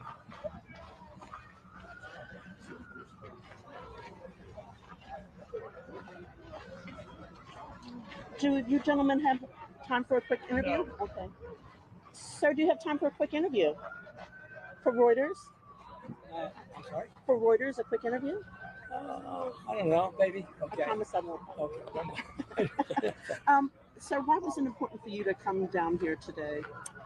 Well, I think the 250th birthday of the Army is a very, very significant event. It predates the Union. And so I served a little bit with the Army, although I'm a Coast Guard veteran. I served a little bit with the Army down in Southcom. I got to know the Army pretty well a little bit during that tour.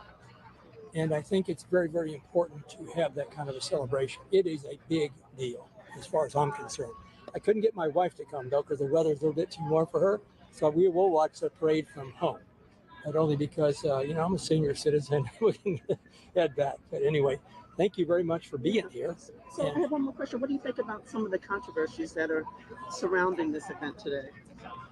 Well, see, to me, there are no controversies. Now, I know what people have lumped it to, attribute to kind of an extravaganza event toward the president, but at the end of the day, just it's coincidental. The Army had planned that before. 250 years as an institution. Next year, we'll celebrate our nation's independence. It'll be a big deal again next year. But the Army was there before the Union was there. And I've always admired the Army, and I'm very happy we had this. So I didn't see much controversy, but that's just me. I'm a retired veteran, 34 years. So other than that, I didn't see anything. Thank you for your service. Can you tell me your name, sir? David Belz, B-E-L-Z. And where are you from? Well, we live here now. I'm from Missouri, though. Okay. Yeah. Well, thank you so much, and thanks for your service. Thank you. Take care. Bye-bye.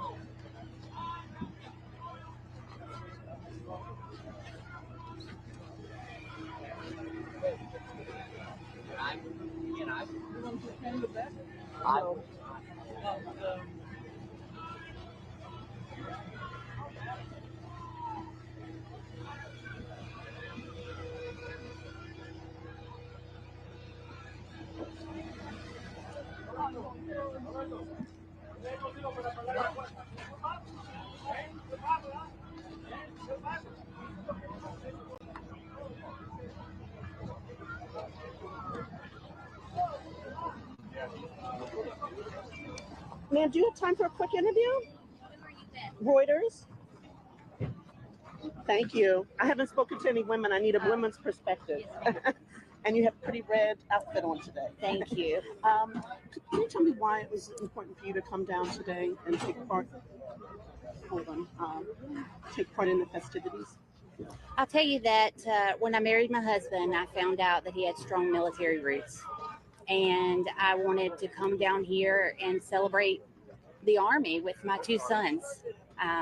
One's 20 and one's 10. So I thought that would be a great time. We took advantage of coming and visiting the different museums and had, fun with what Washington had in store for us. So we're proud to be here. And where did you travel from? Gulfport, Mississippi. Wow. Okay.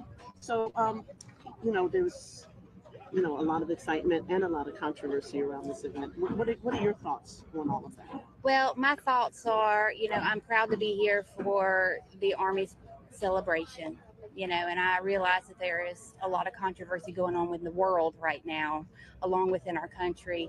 And, some of us just have to look back on things and realize what's important to us. And, for me, it's celebrating with my children. I'm not here to bicker and complain or anything like that. I'm just proud to be here to enjoy ourselves. Thank you so much. Do you mind telling me your name? My name is Tiffany Pollard. P-O-L-L-A-R-D. Yes, ma'am. Thank you so much, Tiffany. Appreciate right. your time. Take care. Enjoy Washington. Good. Do you guys have time for a quick interview? No?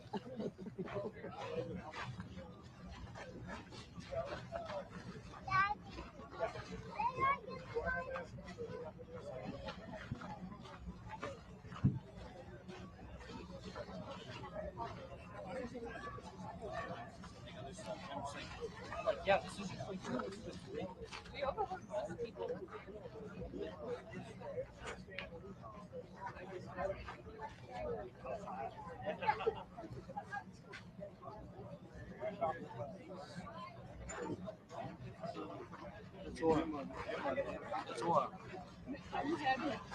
yeah.